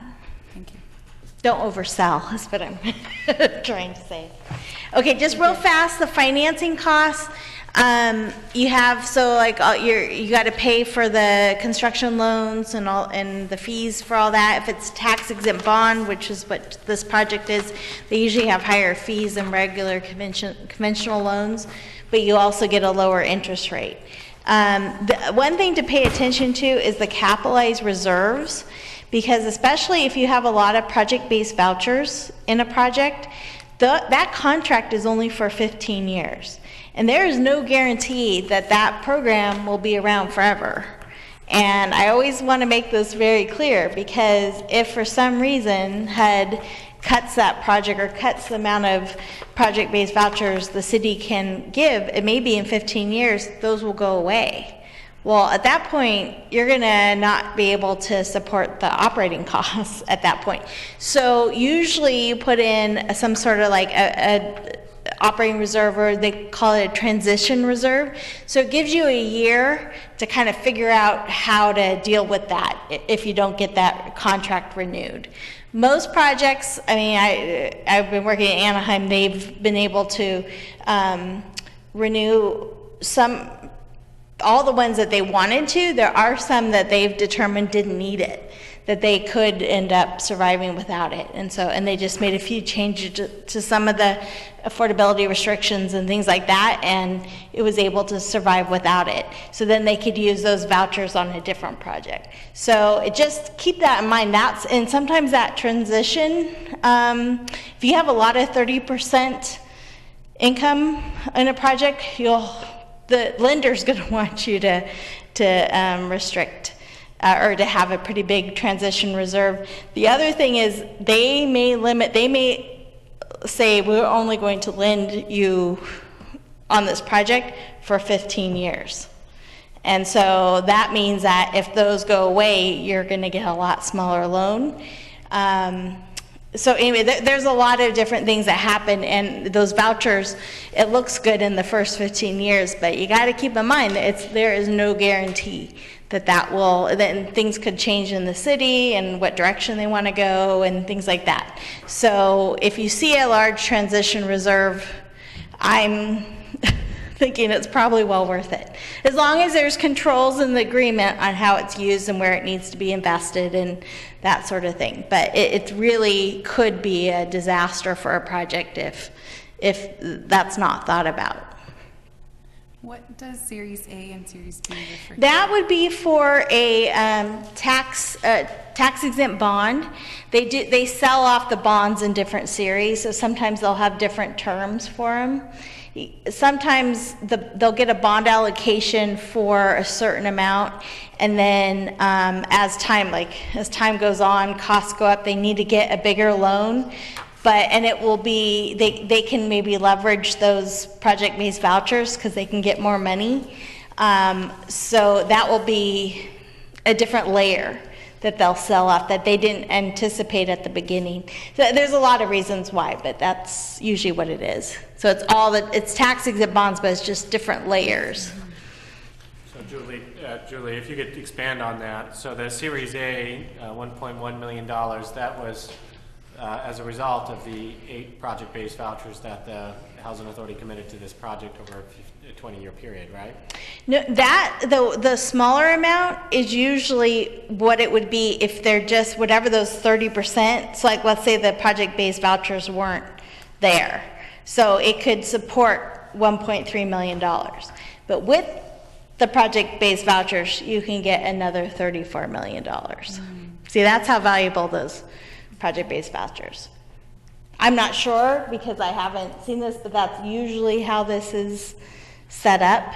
But it's usually one layer is based on what the rents are that are allowed, the maximum rents you could get, and then the other series would be based on that difference between the maximum rents and what you can get in the contract rent. So it may be switched, but that's not usually how it is. Okay. I think the 1.1 is the 8 project-based vouchers, right? That would make sense. Usually it's lower because if there's a lot of 30% units, you can't get that big of a loan. You wouldn't be able to get a $34 million loan. Okay. Yeah. But I don't know because I didn't dig really deep into it. So it'll be pointed out in the memo. Commissioner Frazier? Yeah, and I guess I'm trying to resolve what you guys are talking about here. If those are separate numbers for two different loan amounts, why are they added and calculated into the total financing costs? Because you have to pay interest on it. You're taking out the total amount. On both loan amounts? Yes. Okay. Yeah, you'll be taking, see, they need that full $35 million for the construction costs. But it's coming, they're getting investors in two different tranches of investors to come in, and there's different, how they sell the bonds and all that. That's what it's about. And there might be different terms on the bonds. Like this one has the same interest rate, but when you get down to the end, like when you go to close, there might be a variation when they finalize. Because right now we're just estimating what the tax-exempt bond interest rate is. A year and a half from now, who knows? So the difference between the series is the difference between the type of bond. It's the same bond, but it's how they're slicing and dicing the payments and what they're. It's hard to explain. I didn't understand that, and I'm really curious. I have to a whole understand. class in finance on it. So it's really just how. It's a tax-exempt bond thing when you split it out like that. Usually when you have a regular conventional loan, you'll just have one loan. But because of these projects where they have different types of revenue and there's different risk, they'll separate it out. But you still need that full $35 million. It just means that they might have shorter terms for some of it. It might be 15 years for one, or this is actually the construction part, so they should have the same terms. But when you go to permanent, see what happens is I believe the 1.1 ends up being the permanent loan. So the $34 million will actually be taken out by the other funding sources. I think that's how this one works. That's usually what happens. So I'm understanding you need the full 35 million, but they gave it to you in 2 loans just for whatever. Yeah, essentially that's what it is, yeah. And then the tax exempt bonds, is that connected to any one of those home or MHSA? Yes, it's connected. You have to go through, these are more acronyms for you. It's connected with the 4% tax credit. So if you go to, it's called CDLAC, the California Debt Limit Allocation Committee, is CDLAC, and you go and you get an allocation of bonds. So they would go in and say, we want $35 million in bonds. So you get that allocation, then you automatically are eligible to get 4% tax credit. So that's why this is so valuable, because then you don't have to go through the competition. So, and right now to get bonds, it's not real competitive. You just have certain litmus tests you have to meet, and all these projects will meet them no problem. And so then what happens is then you have to, when you go to apply to TCAC, they know you got the bonds, you get the 4% credits. So this is kind of like strategy. Exactly. Yeah, and it's a lot has to do with timing. You have certainty on this that you'll, but the problem with this project is you also had the ASIC money, which you didn't get. And that one's very, very competitive. It's like the TCAC, where it's very difficult to get that money. So then that holds everything up. So like they can go get the bonds at any time. So they don't actually go and apply for it until they know they have all the other funding sources lined up. They don't go to apply for the bonds until they have the. Yeah, they don't go to SIDLAC and ask for those bonds until they know they have, because they have timelines of how many days they have. Once they get approval and they get, the clock starts ticking, and so you have to be ready to go. But when they you do it. did in this case? No, they have not. Okay, this is all. Yeah, so the thing is, they may still go for the bonds, but they'll have to find another $20 million somewhere to fill that gap. So that's the problem with doing this. And usually you need more subsidy for the bonds. The 9% tax credits, the reason why everyone wants them is that's free equity, and it's the best in all cases, but it's so competitive, and the odds of getting it it's really difficult. And so for this project, now that so much has changed, if they didn't get the ASIC money, do we see this again, or from here on out they just have to figure out the numbers on their own? And So once the pre-commitment funding is approved by City Council, our role as staff is to support the developer to secure the remaining financing sources. So we supported them in their efforts to secure the ASIC funds. We brought forward a MOU to City Council with them in like March, I think, or February, or immediately before their application deadline. And then unfortunately they weren't successful with that source. And now we're supporting them in their efforts to secure multifamily housing program funds that were made possible through the Veterans Housing and Homelessness Prevention Act of 2018 that was approved by the voters in November 2018. And staff are hosting a workshop for HCD on the MHP program for short on July 10th. And then this developer is going to be applying for that source of funds in August of this year to try and secure the remaining financing to develop their project. So it doesn't come back to the commission, it doesn't come back to City Council unless absolutely necessary, where there's no other financing sources that are available to fund the project to make it feasible. do you still feel confident that they're working through other options? Well, absolutely. We think the MHP program is going to be a very viable source for their project. If not, they may need to restructure their deal as a 9% deal next February, and we would support that. We have bad news in that they weren't successful in the $20 million in ASIC funds. We do have good news that they were successful in their application for No Place Like Home program funds. They secured $6,013,134 for 16 No Place Like Home assisted units in the project. But that was one of the sources that they were originally anticipating. So they still have a substantial financial gap in order to develop this project. Okay, thank you. And sorry, Julie, if you can quickly go back to slide 23. Can you just explain what the $500,000 bus passes line item is? Yes, that would be a requirement, I'm sure, for the ASIC money. That's Also- usually, it's a transportation. So those were like bus passes they would give to residents? Exactly, and Okay. it would be like for maybe 10 years or 5 years or something like that. Yeah, it was part of their package to get the points. Great, thank you. So this, just to wrap it up for the development costs, we get to a whopping $46 million, almost $47 million for this project, which is $500,000 a unit. And the big cost is in the direct costs. That's what drives everything. But those indirect costs are also, the $10 million, that's not a little amount of money, but it's really, when you're looking at how to save money on a project, it comes down to the cost of the project. Now, one of the things I want to say is you can value engineer things, but If you have this project is not going to have, most apartment projects, when their market rate, after 10 years, or whatever, 5-10 years, they go and refinance. And then they have money to rehab. These projects don't have that ability. So if you start skimping on some of the costs up front and you don't build something to a lot of times these are to a higher quality than a market rate development. Well, it's a purpose because you got to get there's funding for capital costs, but there's not funding later.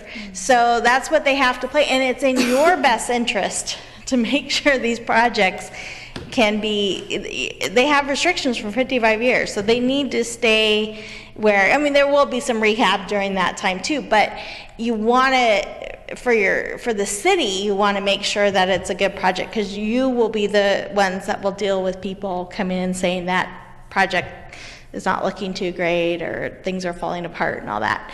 So, it's kind of, I know when people see that number, when I see that number, I almost pass out. But, I mean, just even from a couple years ago. But you also got to think you're layering on the prevailing wage, you're layering on all this transportation stuff. So it's kind of asking an affordable housing project to do a lot more than just affordable housing. You're asking them to fix transportation problems and wage problems and all that. So that's where that's all built into that $500,000. Quick question. Great information. And I know our city staff does a really good job taking all this into account.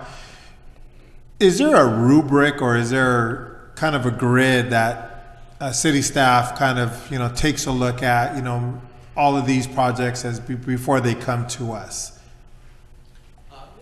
Great question. So the rubric that the review panel uses to review the projects prior to being recommended to the commission for approval is actually in the RFP itself that was issued. So, well, what I mean, I think it's a little bit more than that, because I know the last project that came up that are giving some of their fees, donating, and I know we actually ended up getting more homes to the extremely low, and I know city staff worked very hard on some additional stuff. And I guess to me, as a lot of this stuff is coming, a lot of this information, and it's a lot of the city staff negotiating these extras, and I hear it, and city staff comes up, and they're like, well, we did this, and we did this, and it wasn't part of the rubric. It wasn't part of the RFA, because the RFA just gives you a baseline of, okay, let's talk. You're in the room, like, we're going to negotiate. And the reason I say that is wealth of information, wealth of knowledge here. And I think there's that balance, and I keep talking about coach, and I keep talking about this team concept. And I think as we sit on this commission is, as we have more knowledge or information of how you, city staff, have given your own rubric, your own, like, hey, and by the way, under, these municipalities or this, we were able to secure this additional. So we're grading it as a, A level. And because I know we're doing the work. I hear you when you come up and you're explaining it to me. And as I'm going through this and understanding this process, I'm connecting dots. And I think what I've seen is some very, very strong proposals coming forward to us, because city staff have gone above and beyond to make sure these things are being met. I think, though, now that I'm hearing the presentation, I'm understanding those dots and I'm understanding more. But I think as a organization or funder or someone that's coming and doing their proposal to me, I'm taking their comments with a grain of salt. But when city staff is like, yes, we did this and we got this approved, to me it validates that information. And I think having a paper that shows us, yes, this is where we went above and beyond, or this is where we went to the extremely low prevailing wage, and we have these conversations, because all of our time's valuable, and I think the more information that we get up front, the less questions I need to ask, because it's in front of me. And I think sometimes city staff is doing it. I just don't know. So I'm asking a question. And I think in strengthening our knowledge here on our commission is the more information I'm able to get from you guys. And it's kind of like this process of this team where we're like, you know, there's going to be a point where I think as a commission, if we know you're doing this and you're going to bat and these things have happened, I think things could move a little bit quicker and smoother. Just my comment. That's kind of what we help them with too, is that we're using our knowledge of other things. So we're dealing with staff and we're going back And and that's, saying, I mean, I'm that's looking not- at this and I'm Yeah. like listening to you. So they're I'm like, definitely doing this is it. awesome. Like, this is great. This is, and I think on our side here is just, I'm so appreciative that you're here, that we're spending this money. And to me, this is extremely valuable. And I think sometimes it goes, you know, I'm a social service guy, and you talk about trust and equity, and how do you build that? You know, engagement. You know, and I think this is this engagement part. But there's also a point of trusting this process and understanding, and I think we're getting there and more. So you know, and I'm certain thinking it's like, well, you know, we have the A team here. You know, it's like, look, this is our consultant that's looking at this. Of course, we're making some of these. Now, on the commission, we might think as we take a look at, you know, some of the issues or things that we might recommend. Like an example is, you know, you said it's 55 years or 65, but we could ask for more. And that's where things are. We could be like, well, hey, listen, can we just say, let's always ask for minimum 75? And I think it's that kind of balancing. If you want to look just, I mean, and to let you know, I can go as long as you like. I may take my shoes off, but the one thing I do to circle back to the rent, the impacts of those rents, if you look at, it's page 33, there's a chart that shows you what the impact is of just when you guys make something have to have 30% income, what impact it is to the financial gap. So you understand. I mean, and again, that could be a policy decision, and you're well within your rights to pay more money. But it does. All these decisions do have an effect to the gap, and when you have finite sources, that's something you need to think about and like say, well, we really want those 30%, or we really want, you know, something else. So maybe we can't have this other thing. So I mean, that's kind of the trade-off. So that's why I put this slide in there to kind of let you know when you are using redevelopment money and you're saying you want to use, it has to be that lower, the lower of the two, the TCAC rent and the 30% state. It has a huge per unit, let's see, what was that? Yeah, actually, if we I mean, that's just something to jump way ahead, just to let you know, because that's kind of what you were talking about, is like Well, all and that's these a big conversation requirements. that we're having. Yeah. and actually, if we could keep going through it, I think that beginning of this presentation was really tough to digest. And Yeah. I do want to get to that because we have this conversation often, and we are concerned about the 30% AMI. So I definitely agree this has been very valuable. It helps us be more informed when we're making these questions. So. Because where we are right now, and that says total financing cost, but it should say total development cost. So that's the end of the very first section of our performance. So we've got the whole operating statement and the capital stack and all that. So I don't know if, I can keep going. So I just wanted to let you guys know that there's still a lot more. And if we jump into the operating, it's kind of shifting gears. And then we got the capital stack and all that. So. I mean, we'll keep going. We'll keep going until we no longer have quorum. Okay, if you start passing out or everyone's And sleeping, we I can will stop. actually, would you all like to take a break, or are you good to? Let's move on. Everyone's good? Okay. Go ahead, Commissioner Frazier. I'm just curious if we're gonna continue with the training and we wanna really dive into that, if we shouldn't move some of our other action items up before that and continue the training. If you want to move the item for Regina House, Linda Wilson is here from Mercy House to answer any questions. Just to And, respect their time.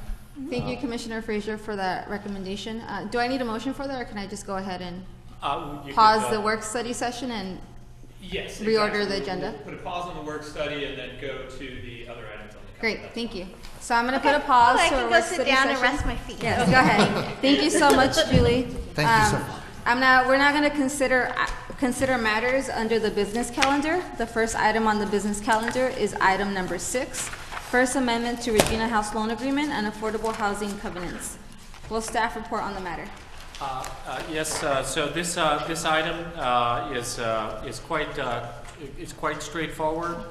After several years of operating Regina House as a transitional housing project, Mercy House approached the city and, based on their business analysis, requested to change the covenants on that project from a transitional housing project to a permanent housing project. Mercy House found that there was no longer a need to operate Regina House as a transitional housing project due to their opening up the Link emergency shelter as well as the family care center in the city of Orange. And the item before you today is to recommend an amendment to the Regina House Loan Agreement and Affordable Housing Covenants, authorizing both the city manager and the executive director of the Housing Authority to execute that amendment document. And Mercy House is here to answer any questions that the commission may have. Thank you. So I'll actually begin with the commissioner questions. I have one question. So on page 11 or page 6-15 of the staff report, under eligibility for admission, that first sentence says, to be eligible for admission to the Regina Residence Permanent Housing Program, an applicant must be documented and of legal age, 18 years of age or older. My question is specifically about the documented part of that eligibility. What does that mean, and why is that requirement set in place? Good evening, Commissioners. I'm Linda Wilson with Mercy House. Essentially, that's just stating that we're asking for some type of documentation as to their either California ID or some kind of residency showing that they are a resident. So that does not mean that they have to be U.S. citizens or green card holders? It would just be in compliance with home. So whatever home is requiring, we would honor that. Okay. Staff, do you know what So home the requires? the home program funds are not able to be used for non-U.S. citizens. So Okay. the home funds for this project require that the developer accept only U.S. citizens. So the person to be eligible, does that have to be the parent, or can it be like a child within the, can a mixed status family be eligible to live here if there is a child, well, a now adult over the age of 18 who is a U.S. citizen? We would have to research that question. I believe so, but I can't. Because that's the Section 8, what Yeah, Section 8 currently You're allows. referring to the Section 8 change? Yeah. And so for the home program, I believe that a mixed family can be served in a home program funded project. Okay, and quickly on that, so you're accepting families, so these families can be parents and their children, even if they are over the age of 18? Yes, we'd be fine as long as it meets home requirements. Okay, so if the child's an adult and a U.S. citizen, the mixed status family might be eligible. Right, yes. Perfect, Yes. thank you. I'll And answer then yes. my only other question is under bullet point number 1. Applicant's verified income is 300 over the amount of residence rent payment. So in this staff report, I don't think I saw what the rent payment would be for either of the homes. They would follow the home guidelines. Okay, so the guidelines that we've seen in this presentation. Right. And we did that $300, assuming people are paying for food or other expenses. We tried to make it very minimal. Often places will require maybe 2 times the amount of the rent, and we didn't want to do that. We wanted to decrease those challenges or barriers to housing. Perfect, thank you. Those are all my questions. Do any other members of the commission have questions? I just have one Commissioner question. Frazier? How will this change the makeup of how you serve the community directly? It's a good question, Mr. Frazier. I think that we've been doing transitional housing for there for so long, and then more recently interim housing. We really are seeing that there's a need for people to have options for permanent, especially with the opening of the emergency shelter. So the thought is that this will provide stability for 2 large families.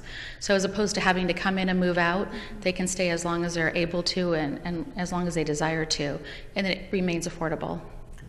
It's a small impact, it's a small project, but I think it'll be important for the families that are there. Thank you. Thank you. Commissioner Ursula. I have two questions. Do you foresee yourselves referring, if people are still coming to you looking for transitional, would you just refer, and do you have those resources? Yes, we'd constantly be open to referring. It's harder because there's not so much transitional operations out there because of the limited HUD funding, but we would always be a resource to try to assist people with getting into other types of programs. Great. And then my second question is around affordabilities. I noticed you require 80% or below, right? Right, up to 80%. Up to 80%. Do you have any target populations, or how does that distribution? Well, one of the things we're seeing is we've got some families at the Link Shelter here in Santa Ana who are getting vouchers, but they may not be eligible for market rate housing or places that accept vouchers because they've got bankruptcies or evictions or maybe not the best rental history. So we're looking at possibly this being a resource for those families that may want to come into stable housing. Great. I thought I saw something around not being eligible if you had evictions or if you had like noise complaints. I think just within the prior 2 years, but if it's a longer term period of time, we would be open to that. And I think all of our criteria is on a case-by-case basis, that if someone can make an argument for someone coming in, we'd want to look at them. We try to be very open to accepting individuals and households that have challenges, maybe greater challenges to housing. Great, thank you. Thank you. Just quickly on that, I have one more question. So they're required to, for their income to be under 80% AMI, but is there a minimum? So do they have to make at least X amount percent of AMI to be eligible to receive housing here? And that may be another home question, in terms of minimum income? So these are high home rents, and so the family would have to be income qualify 80% AMI and below, and then the rents are set for 80% or 65% AMI families. So, and I'm trying to look quick. So high home is just up to 80%, but with no minimum. No minimum, right, so you can make below 80. So you could be at 10% AMI, but if you somehow can afford it, you're still eligible. Right, Okay, yes. Yeah. perfect. Thank you. Are there any additional questions? Seeing as there are none, is there any member of the public that would like to speak on the matter? If so, you may fill out a request to speak form with the recording secretary. You have 3 minutes to speak. Also, we will not accept any additional requests to speak cards once we begin the public comment session. If you haven't already done so, please give your form to the recording secretary. Seeing as there are no members of the public, that would like to comment, do we have a motion to approve item number 6, First Amendment to Regina House Loan Agreement and Affordable Housing Covenants? I move to. Thank you, Commissioner Aguinaga. Does anyone second the motion? I second. Thank you, Commissioner Perez. All those in favor, please say aye. Aye. Aye. Are there any opposed? The matter is approved by a vote of 8-0 by unanimous consent. Thank you, commissioners. Thank you so much. I will now, We have a consent calendar item? yeah, I'll start with the consent calendar, just so we can get it over with. So this is time for the commission to consider matters under consent calendar. Items include number 1 through 5. Do any members have any corrections to the minutes, items they wish to pull for separate discussion or abstain on? So if we don't pull any of these items, we won't discuss them, we'll just vote on them all together. Do I have a motion to consider items 1 through 5? So moved. Thank you, Commissioner Tardif. Is there a second? Second. Thank you, Commissioner Aguinaga. All those in favor, please say aye. Aye. All those opposed? Are there any abstentions? The matter is approved by a vote of 8-0, unanimous consent. Thank you. We'll now be going back to our work study session. Actually, prior to that, we'd like to, we didn't add it on the agenda, but we'd like to present a certificate of appreciation to our student member commission. Oh, yes. I'd like to invite Terry to. Thank you. Commissioner Limon, would you like to come and stand in the middle as we recognize you for all of your effort and hard work on this commission? Thank you for your honesty. It's okay, nobody here. Just that, Sure. To have memories of your service. Actually, can you? Please come on. yeah, I was just said that didn't sound like a question.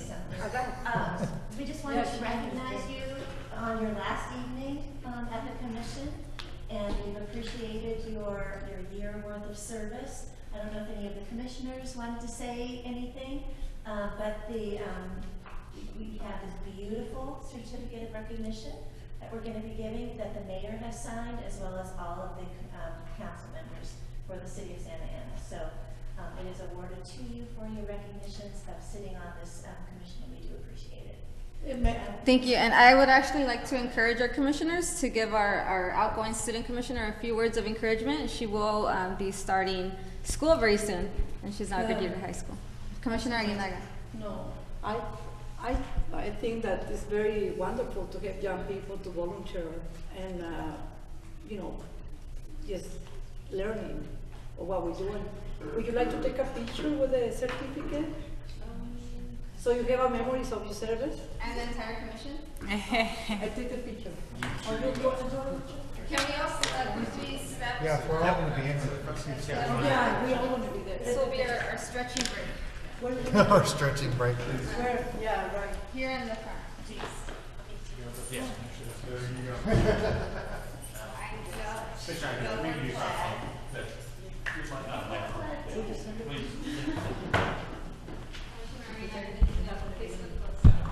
We have to be on opposite sides of the college.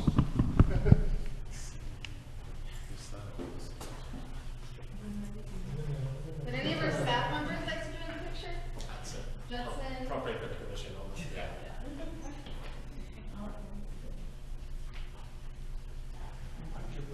We need some folks on this side. Yeah, that's a better Well, you're afraid of me or what? I'm sitting right next to you. Snuggle in there. Act like you like each other. You want to come this way? Okay, count of 3. 1, 2, 3. Perfect.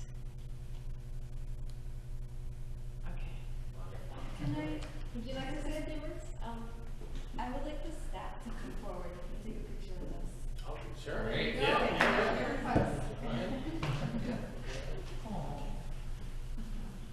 Julie, I can take it. There you go.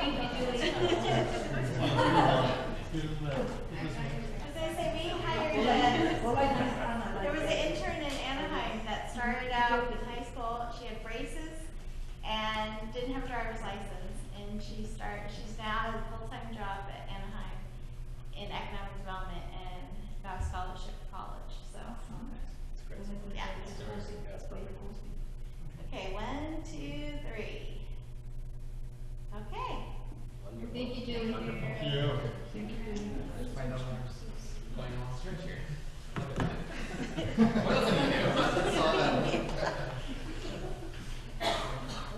I brought my slippers. Yeah.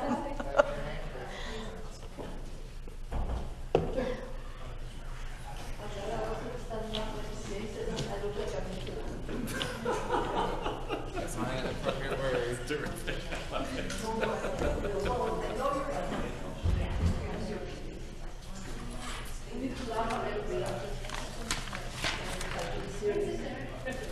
Convene with your presentation. I think it's an appropriate time if anyone wants to make any last comments. I know because folks will be leaving shortly. We will start with Mr. Perez on my right-hand side if you would like to say some few words. Tercet. Absolutely. First and foremost, congratulations on your graduation from high school. A lot of times people always think of graduation from college as kind of, making it, but the reality is you can't go there unless you graduate from high school first. So it's really a huge accomplishment. I'm so proud of you and happy for you.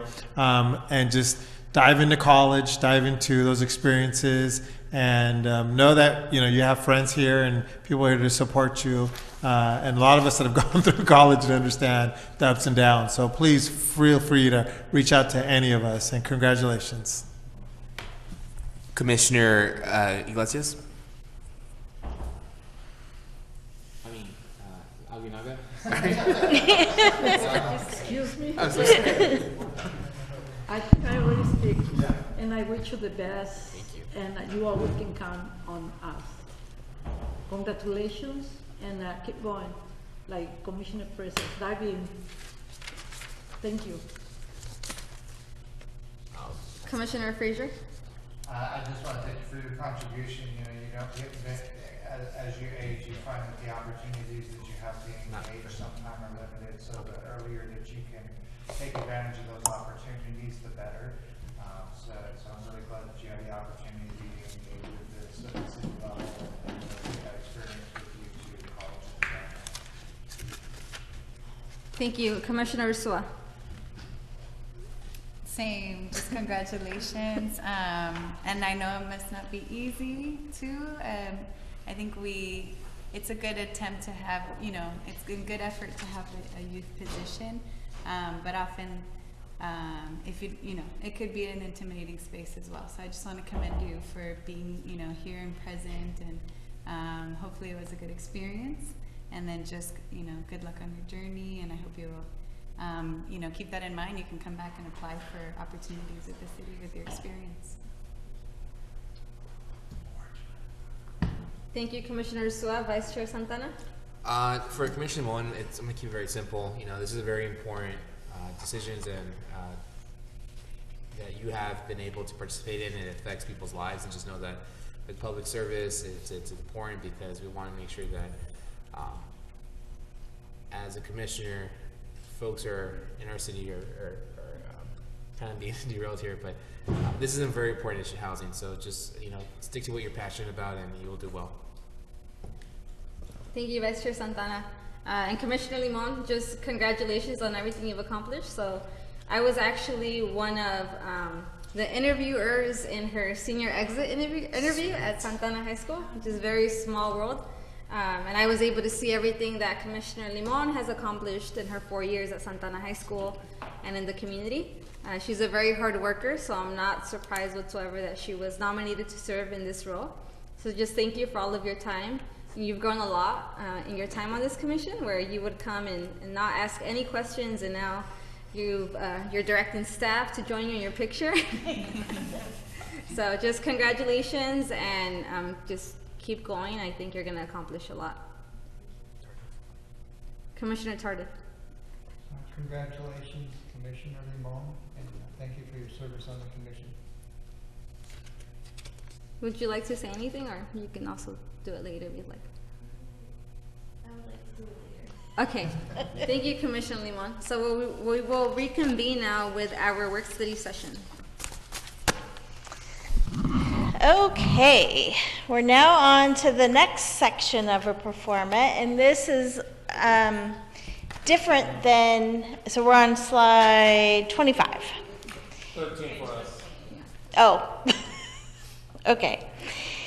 The difference between the first table we were dealing with the costs, those are, they can be subsidized for the capital costs.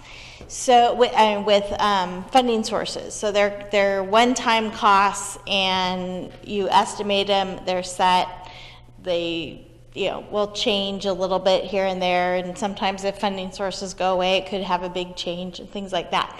But now, when you get to the operating side, this is picking a point in time that is once a project is stabilized. So that's what we're using to figure out how much of a loan that the developer can go out and get on the private market, or go get tax exempt bonds that we were talking about. So in this case, usually, well, in most affordable housing projects around here, they fill up immediately, and so you don't have much of a lease up period.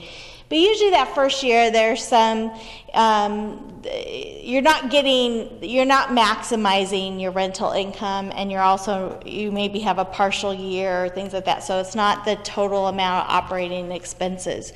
So when we're trying to underwrite a project for a conventional loan, you want to pick what's the stabilized. So once it's leased up to what everyone thinks it should be, and you have a full year to document. That's what you use for underwriting. So in this case, what we're solving for is the effective gross income, which is if you had 100% of the units rented the entire year, that's your gross potential income. So that's the maximum you can get. Well, you never get the maximum because there's always some sort of turnover, or you have people that don't pay rent, or things like, there's different things that could happen, or you just have someone move out and it takes you 1 month to get someone else in if you have to do some repairs and maintenance to the units. So there's always at least something that you're not getting the maximum amount of rental income on a project. So in almost all affordable projects, I'd say the average is probably about 3% vacancy, or about 3% off your stabilized gross potential income. But when you underwrite a project, you don't underwrite it at the lowest, because you want it, there might be some times it's higher, there might be something that happens that you might have a few months where there's a hiccup or something that happens, so you want to allow for some, life craziness. So usually you underwrite it at about a 5% vacancy. But in reality, the project will probably be spinning off more cash flow than what we're going to be estimating for the stabilized for underwriting purposes. So that's something to take into account. Now, if you were in the Midwest, I don't know, it may be a little bit different, but it was a couple years ago, they were having a lot of problems because the affordable rents were close, in some smaller towns, was close to the market rate. So it could be in that, I know we all can't even imagine something like that, but in that case, they were having a hard time filling up the affordable units, because why would someone want to go rent something in a place where they have to every year be recertified for their income and turn in all this stuff, when they can go get the exact same unit in a market rate project and they don't have to do that? So those projects were having some problem. I have never seen that be a problem here. So that's definitely not an issue, and not an issue in the foreseeable future. But you don't want to say that you would underwrite a project with like 0 vacancy. Even if you could get 100% occupancy, you probably will have some timing of cash flow issues. So that's something you'll probably always see a 5% vacancy. Now, if you're doing a lot of project-based voucher or permanent supportive housing, the underwriting, TCAC requires that underwriting to be at 10%, because sometimes when it comes through, when you have to go through the county to get the tenants, there's a little bit of a lag time in that, and so they're getting better as there's more permanent supportive housing, but the last couple years, when it first kind of caught on, there were some projects that were having problems with the timing. So to take care of that, they underwrite them at 10% vacancy, and then that kind of helps. So that means that there probably is a lot more cash flow on those projects in reality, because they'll probably be 3% vacancy in reality. But this is where what a pro forma is about, is you're projecting forward. So if you could always run it with a 3% vacancy or a 0 vacancy, but that's not very realistic, and that doesn't prepare you for what could happen in the future. So then once you figure out that number, then you subtract it by the operating costs. And I might go into what all that stuff is. So, and then what you end up with is called net operating income. And that is the amount of money that you have left over to pay for debt. So that's then you take that dollar amount, and then you can figure out how much of a conventional loan. I can see questions.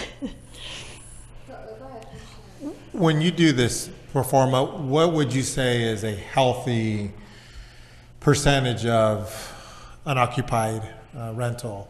I would say 5%. I would, yeah. Like I said, when we do re-syndications where we look at them, like maybe 10, 15 years later when they're going to go refinance, they're usually around 3%. Perfect. And then city staff, do we have a percentage that we use No, we rely on our real estate advisors' guidance regarding what the appropriate vacancy percentage should be used for that project. So perfect. So we rely on our consultants and our Well, and also the other funding sources like TCAC, that's part of they have really Requirements that are built in. extensive, yeah.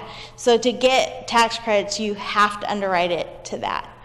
So the reality is we're looking at the compliance, we're in compliance, and then we're having our consultants take a look at it. Thank you. Okay, and so then, let's go, I'll just skip to this so you can see what it looks like. So the operating income, what I was talking about for the potential rental income before vouchers. So this would be what the maximum rent you could get, that when you rent to these tenants, the maximum they could write you a check for are these dollar amounts. Now, I'm going to get into what happens when you have project-based vouchers and all that. They don't actually pay that amount, but for underwriting purposes, if those vouchers go away, this is what the regulatory agreement says. You cannot charge more than those rents. So in this project, there were 30% at TCAC, and that was for the permanent supportive housing. So I think about 50% was permanent supportive housing, or a little bit less. 33 units. Oh, is it? Oh, that's right, because I didn't see the bottom part. So yeah, so 33 out of the 93, right? I think it's 93 or 94 units. And then they had regular TCAC units, which, and the reason why those 30% with the, say, PSH, is that's taking into account what that Social Security amount is. So that would be like if someone's on disability or something like that. That takes into, that's the maximum they could pay, because that's all they're getting. So for those units, that's what we're doing for underwriting. And then for regular 30%, it's a lot higher, because remember that the people on disability or whatever, or SSI, it's only like 17% of the AMI instead of 30. And then you got 50 and 60%. And then when you layer on, I'll go back and talk about project-based vouchers, VASH, which is the veterans version of project-based vouchers, TBRA, which is tenant-based rental assistance. You don't have a TBRA program, do you, with your home dollars? No. Okay. But that would be similar to Section 8. So that's if the tenant comes to you with their own voucher, instead of a project-based voucher is something that's attached to the unit. So if the tenant leaves, sometimes they can also take it as a tenant-based, but for the most part, it stays with the project and the tenants come and go. If you have Section 8 or TBRA, then the county has given, or the city has given the voucher to an individual, and they can use it throughout the county. Question. And it's just for clarification, under the operating expenses, general operating expenses, administrative maintenance and repairs, utilities and insurance, how the financing costs also include 3 months of operating expenses and debt payments.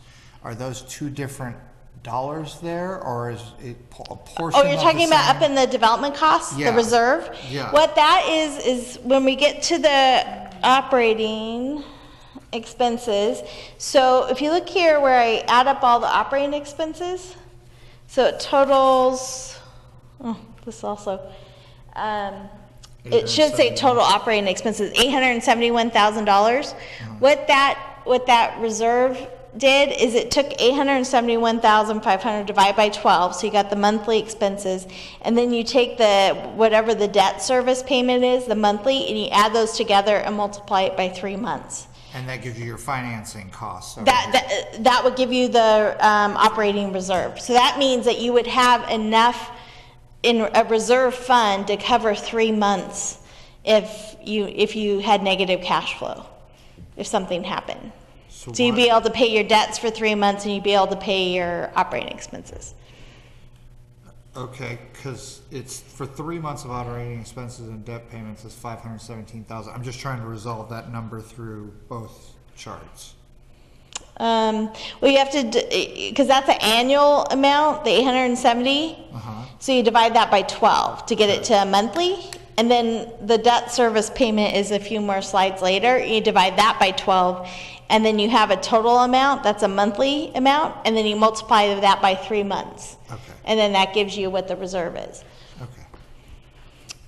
So is there a typical amount or percentage that they'll try to have in reserve?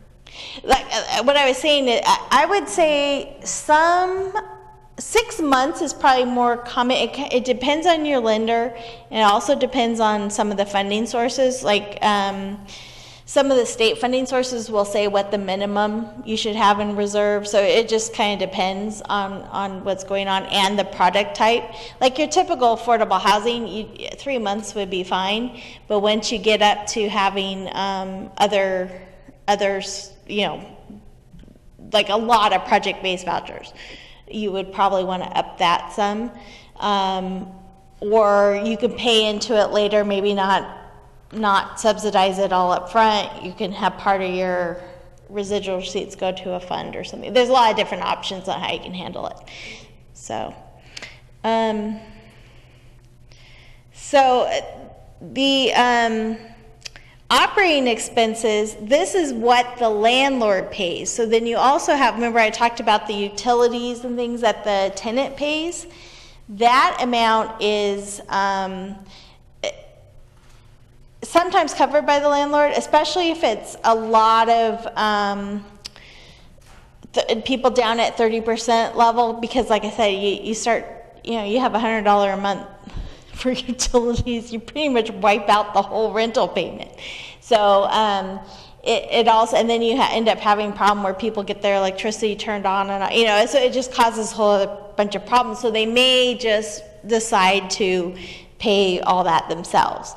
The other extreme is like almost all market rate apartments now are going to where they're metering water. So you not only, it used to be you never paid for water when you rented an apartment, but all the new construction projects, because that water number is going sky high and it's really hard to budget it. Mm-hmm. So, and that speaks to a question that I get quite a bit is the HUD voucher, you pay 30% of your adjusted gross income, but you generally will end up paying a lot more in that percentage-wise because you do have to cover the utilities, and the utility allowance is ridiculous. Is that, how does that calculation work into this? Well, you should, what they usually do is that 30% is to cover both rent and your utilities. So you would have to back out, let's say the utilities were $100, then you would back it out, and then, so then the $100 would go to utilities and the rest, the balance would go to the landlord. Now, is that only if the landlord is covering the utilities for that unit, or is that if I've got an Edison bill? No, if they're covering the utilities, and I'm not sure of the logistics how this works, how the money. Yeah, because it comes out to more than 30%. Yeah, I'm not sure how that exactly works in practice, but that is how it always is you back out the utilities, and then then they don't pay that amount in rent, so there should be money left over. But I'm not sure how the county or whoever does the project-based vouchers deals with that. I don't know if you know. The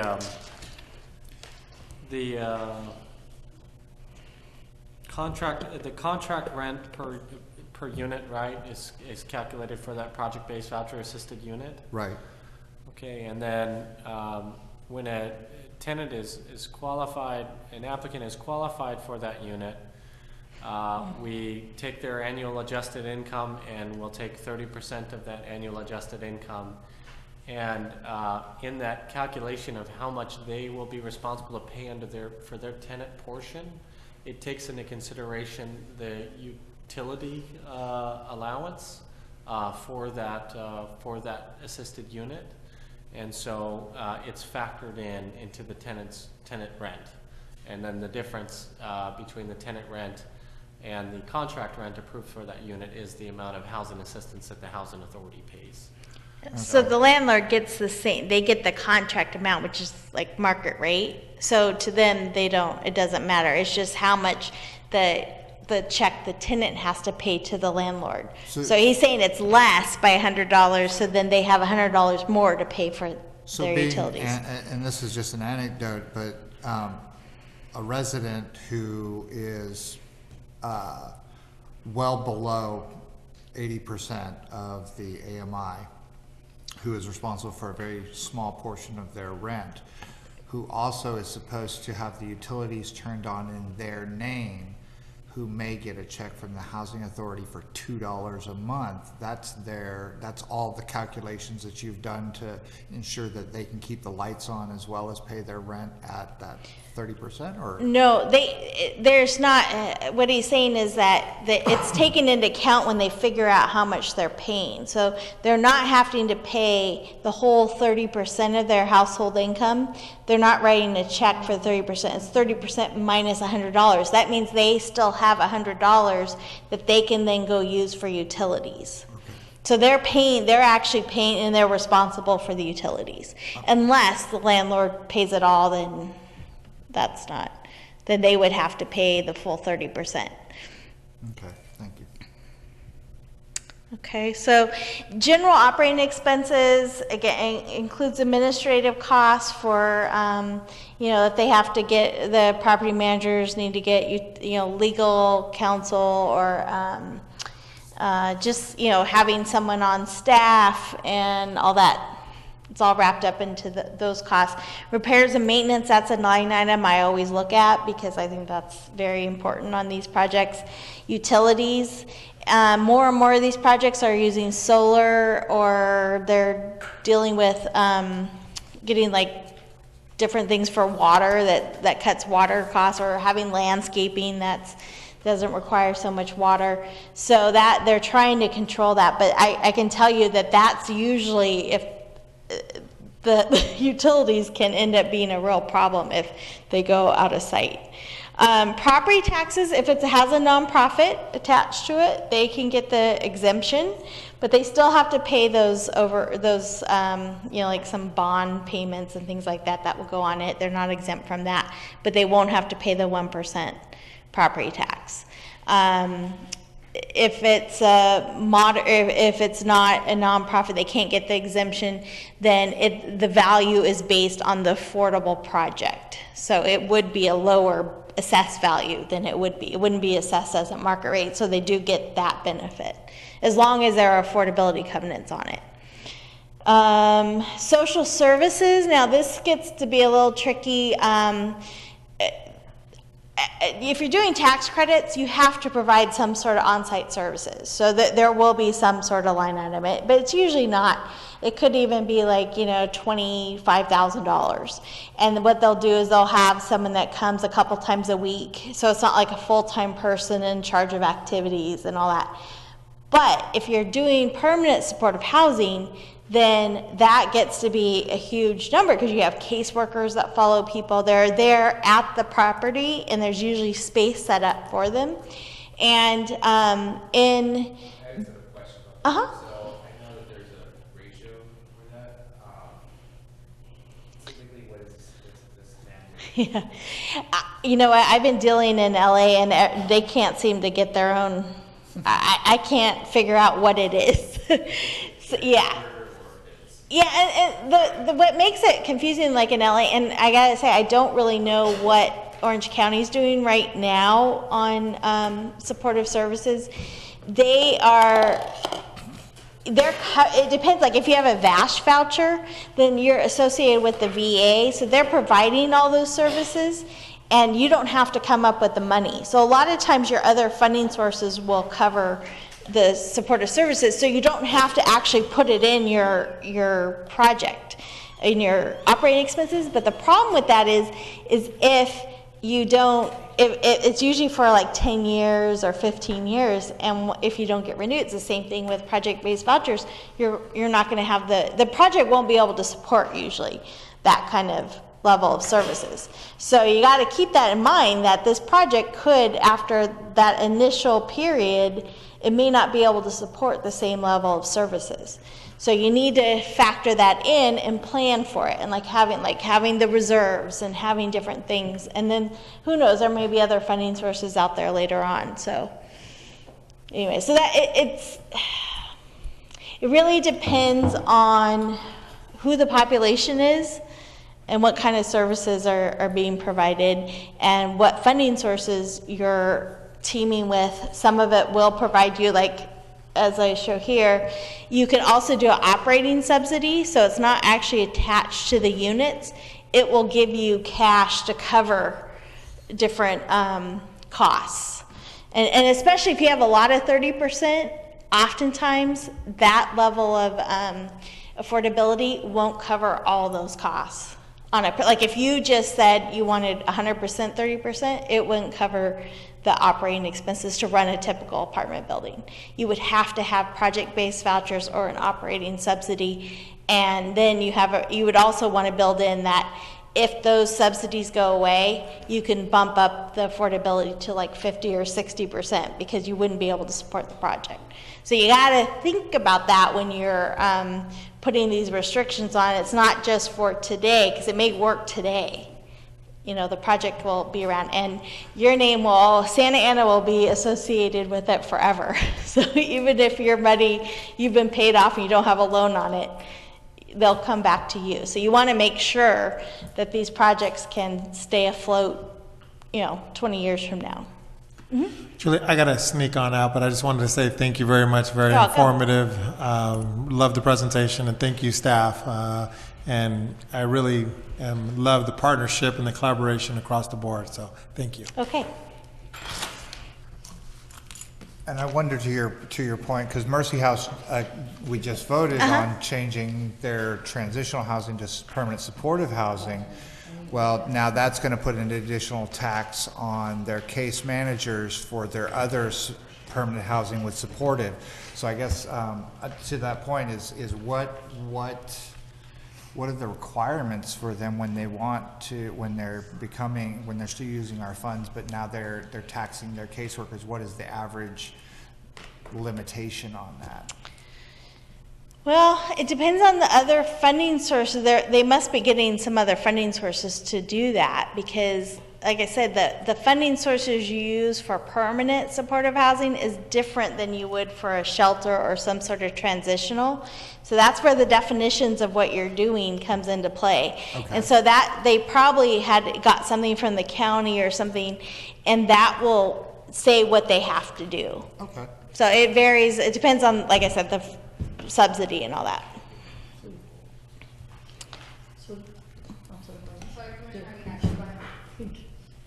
Julie, are we have this?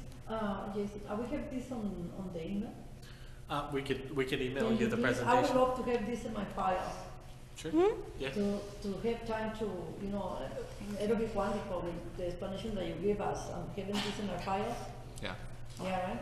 Instead of talking about the presentation, I would like to see if we could next time make it a full size, because sometimes it's a little hard My eyes are to make out. Oh, see, for myself, I printed out the full size.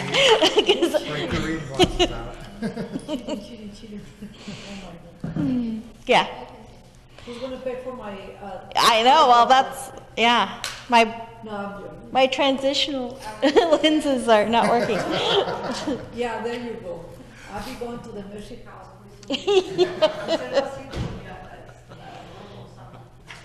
Okay, so the bottom line here is this project so it would get potentially $1 million in rental income from all the 93 units, but the expenses are $871,000. So really, at the end of the day, what's available to pay debt service to go out and get a loan is $138,000. So you see the $1 million they're taking in, but you got to think of what is going out. And this is just to tell, the next stage is once you know what kind of revenue you have, then you start picking off your capital stack. So how are you going to pay for that, was it $46 million, $47 million in costs. So what can you use to pay all that? So if you look at, now this is really going to tax your eyesight because it's taxing mine. So from the city, you have the redevelopment money, former redevelopment money, you have home funds. I don't know if you guys have done any housing bonds. We have inclusionary housing funds. Okay, you have inclusionary, so that would be added to this this column. You have CDBG. Usually that's valuable for other things, so they don't necessarily, but you can use it for housing. This is in general, right? Not for the project, not for the Legacy Square? No, I'm just saying, like, this is all the pots of money that are out there, yeah.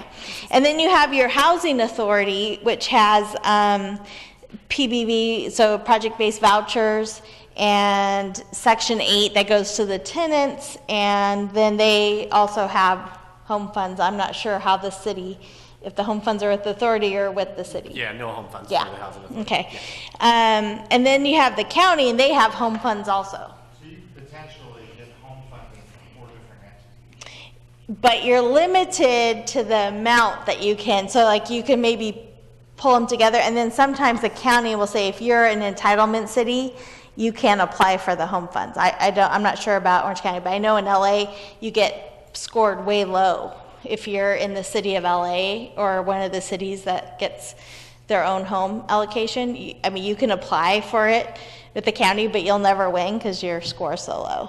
Can you tell us what an entitlement city is? That's the city that receives home funds? Yes, well, federal funds like CDBG, and yeah, so you're big enough to get your own allocation. See, all the smaller cities aren't big enough, so they get it from the county. So the county gets a big allocation, and that's for all the non-entitlement cities. But sometimes if those smaller cities aren't using it, then they would make it available to everyone. So it just depends. The county also has, they team up with CalHFA, it's a California Housing Finance Agency, and they provide a lot of, and this is where we're starting to get into where all the other funding source, it's all permanent supportive housing. It's all being pushed that direction right now. So this is like for HUD 811, they have that, and that's like for people with disabilities. And then they have, that would also be with mental and physical disabilities. And then they have some other programs too for all different categories.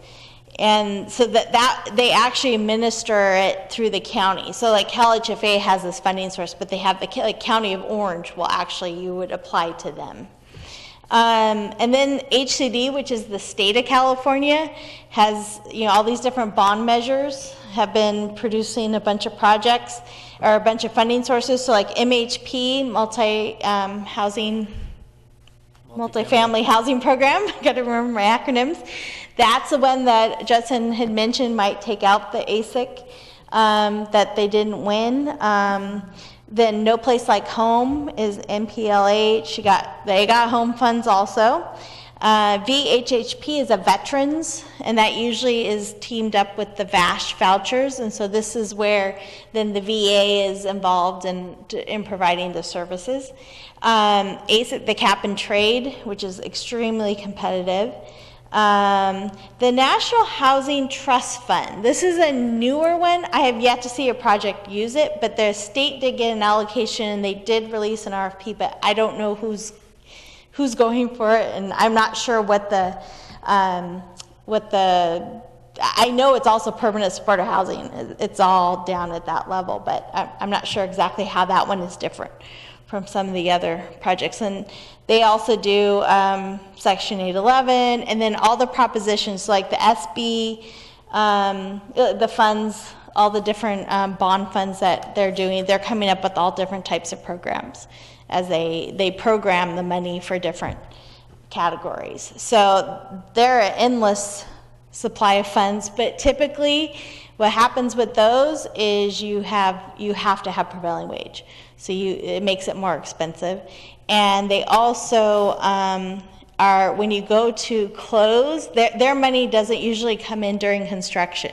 So you're going to need to find something like your construction loan's going to need to be big enough to cover those costs during construction. They are takeout, so they come in at permanent once you've leased up the property. And then you have TCAC, which does the 9% and 4%, and they also do state credits.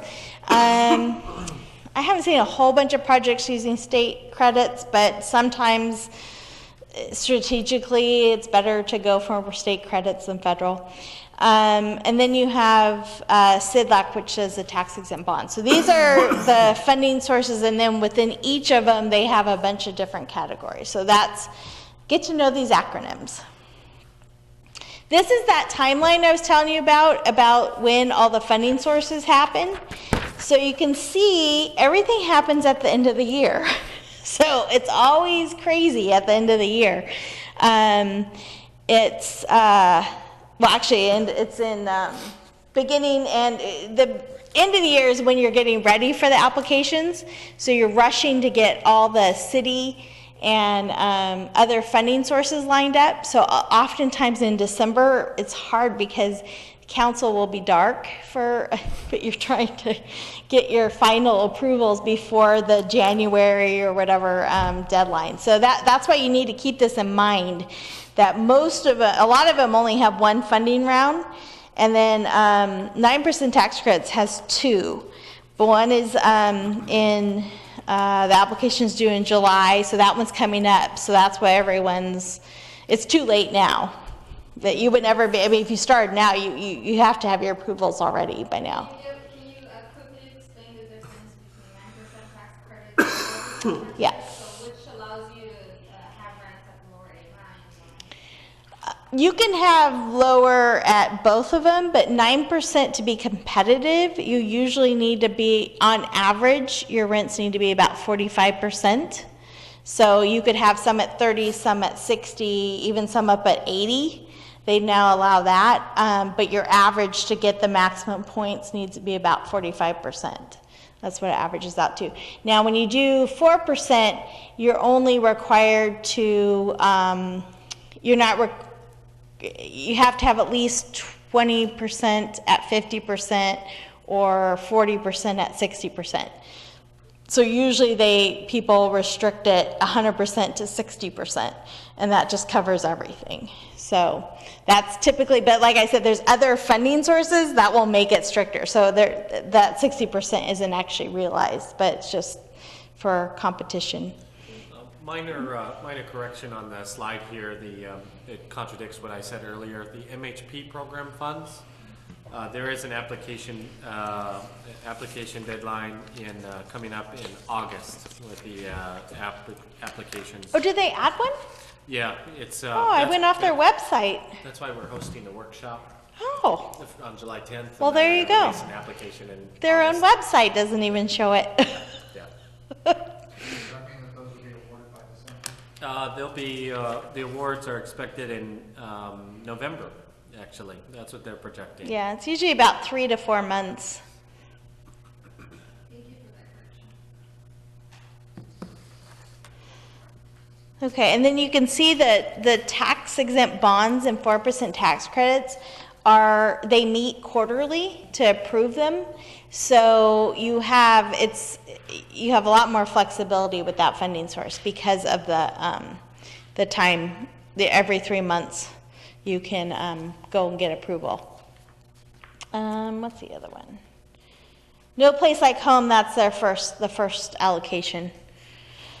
So, or wait, no, they've had the state, I'm thinking of LA, because right now we're in the middle of reviewing, they had 68 applications in LA for their No Place Like Home. I'm sorry, for all of these different funding sources, is there a limit to how many projects can be awarded within each county for each application period? I don't think, other than the 9% tax credits, they have a whole, like, how they have a whole system that's so complicated it would take a whole couple hours for it to explain, and I have to go back and read it every time. But it starts, they alternate on where they start giving out money, awarding projects, it's either Northern California or Southern California, and they switch with each funding source, and then they go by if it's a family project or a senior project, or if it's special needs, or so there's a whole bunch of different ways they do it. And then the other ones are, they usually don't say how many in a county, what limits it is how much money. So it's just however you score. And like I said, if you're applying to county, like let's say you're applying to Orange County for home funds, Santa Ana project, if they even allow it, wouldn't probably score that high. Another city who doesn't have their own set of home funds would win out. So it's not usually limited by a jurisdiction. It's limited by the funding sources or how much money there even is. So earlier we said that a lot of these projects from start to finish are taking upwards of 2.5 years. Could it then be said that this timeline accounts for approximately half of that waiting period? Okay. Yeah, and especially if you're a 9% tax credit in Orange County, that project, if there's only maybe 2 that win for the whole county every year, then if you're not the lucky one, then you've got to wait for the next year. Or what usually people do, like how you usually set up in your DDA or your agreement, you say you can go for 4 rounds. After that, everyone out of the pool, we're going to re-talk and talk about it again, and either go for a 4%, and in that case, you probably would have to put more money into the project. Because the 4% projects need more other subsidy than a 9%. And when you say go around 4 rounds, that's the potential to 2 years, yeah. delay that. Yeah. Okay. So that's been the problem. But a lot, like all these funding sources now, like No Place Like Home, and so a lot of them are requiring you to do tax exempt bonds. They're not letting you do 9%, some of them. So, and because of that, then that speeds up the process.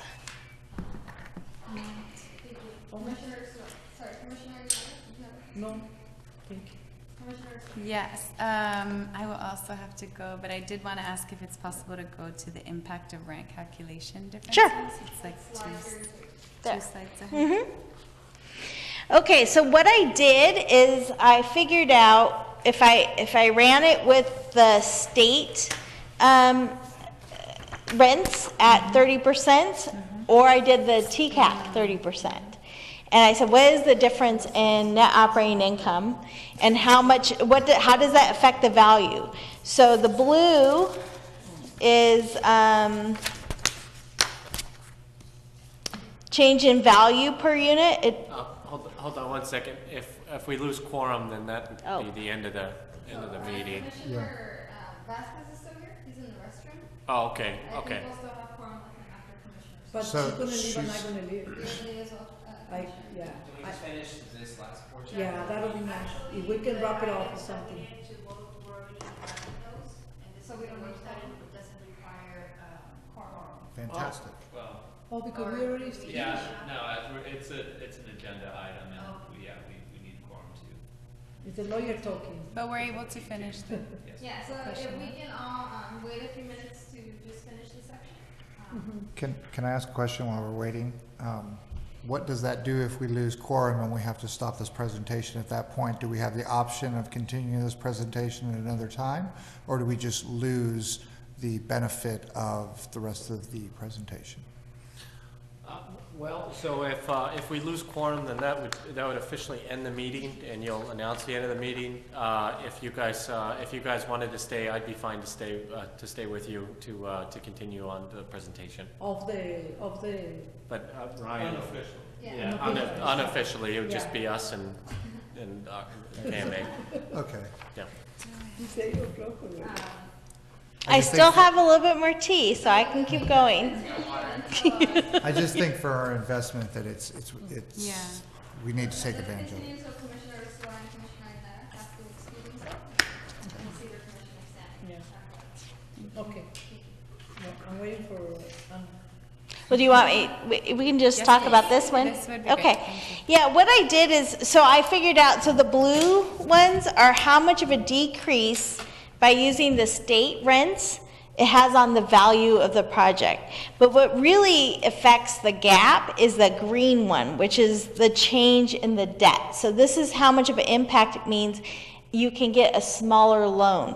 And this is on a per unit basis. So for every unit that you say it needs to be the lower, the state rent versus the 30% TCAC rent, that means you're losing 21,000, is it 21? Yeah, 21,367 per unit that you restrict, that you're gonna have to come up with another funding source or increase your funding source to pay for that. So if you did 10 of them, then you're at, 200,000. So the blue describes, That's just the value, the change in value, but for your purposes, so it's just saying that it has an impact on how it's valued. Yeah. But when you're figuring out gap, it's really, it's how much loans, how much permanent loan can they go out and get from just a regular lender? yeah, and so that's because when they go get a loan, they're saying, this is what our cash flow, our Yes. income will be, so we'll have this much money, and they can, Yes. then they're like, all right, we'll loan you this money, but if the cash flow is gonna be less because the rent will be less, then, Yeah, so this is just showing the direct, there's a lot of steps that go into it to get there, but I just wanted to give you an illustration that it's, if you wanted, decrease the rent, that's fine, but it does have an impact on the bottom line. and that just sends developers back to the multiple sources of funding to keep Yes. looking for additional. Well, and they will probably want you to make that. If you're making that requirement, then they'll want you to do it. So, but, I mean, you can always say no too, but that will be the part of the negotiations. And then if you look at though, when you go from the very low, so let's say you want to make sure that if it's a 50% AMI household, that they pay the state rent, it's an even bigger, it's 35,800. So then the 35,000 is the reduced, Reduction in the loan. So that means that for every unit that you restrict, you're going to have to come up with another $35,000 to cover that loss in debt. and that's just set by the banks or the market, or? Well, yeah, because it's, I'm trying to think how to, because that's getting all into underwriting, but do you know what a debt coverage ratio is? Or like a loan to value? They want coverage so you're not using all your projected cash flow to pay your debt service, because your projected cash flow is going to go up and down. And like I said, some months you may have more vacancy than others. So they want to build in a little cushion. Well, a debt coverage ratio, you take the net operating income, so how much cash you have, you divide it by your debt coverage ratio, which for affordable housing goes as low as 1.15. Like if you're dealing with a hotel, you might be up at 1.3, even 1.5. So you get very small loans. You have to put a lot more equity into like a hotel deal because of the risk. And so they want to make sure there's enough coverage so you can always pay that debt off. So in affordable housing, I've kept that constant. And so, but when you have a lower amount of net operating income, then how much you can get for a loan goes down. So it just shows you that also when you're in between the 30% ones, it's not, I mean, it's a $21,000 difference. But if you try to do that on, you're saying you can't go higher than the low income state instead of the 60% TCAC, that has a $43,000 per unit impact. So you can see if you're going to make those requirements, you got to keep in mind the impact it has. Again, this isn't giving any, whatever you want to restrict it at, but you just need to understand that if you don't have the funding sources to make up that difference. And then on the flip side, is there a cost benefit analysis then to that as well, like to offer the rents at the lower rate? I mean, I don't know that you would do it, but I'm wondering if we could consider that too, if we. Well, I think, you could easily do this like if they're coming back and saying, we want to have 10 of the units over, restricted to extremely low, you could always ask Tim to add that to the thing to show what that impact is. Yeah, it's something we could include in the analyses. But what the core of what Julie is saying and communicating is that when you deepen the affordability for extremely low income families, it increases the costs of the project, and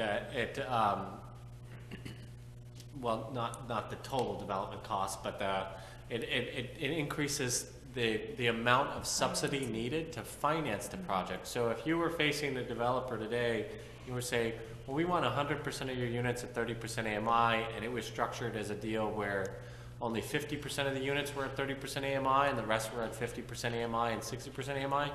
They're going to say, well, that's going to cost us substantially more money, and we're going to need they're going to need more money from the city or to figure out how to restructure the deal to secure remaining sources. So we going back to what Jim was saying earlier in terms of those things that staff did, we were on the 4 deals that you saw this year, no, 5 deals that you saw this year. The related project was the only one where we asked the developer to decrease all the rents to 30% AMI because we saw an opportunity to do so with the amount of land, the value of our land, the value of our financial contribution, the partnership with the county. In order to do that, they had to secure an informal commitment. They don't have a written commitment yet, but they had to secure an informal commitment from the county for 43 project-based vouchers to get down to that affordability level. So it's you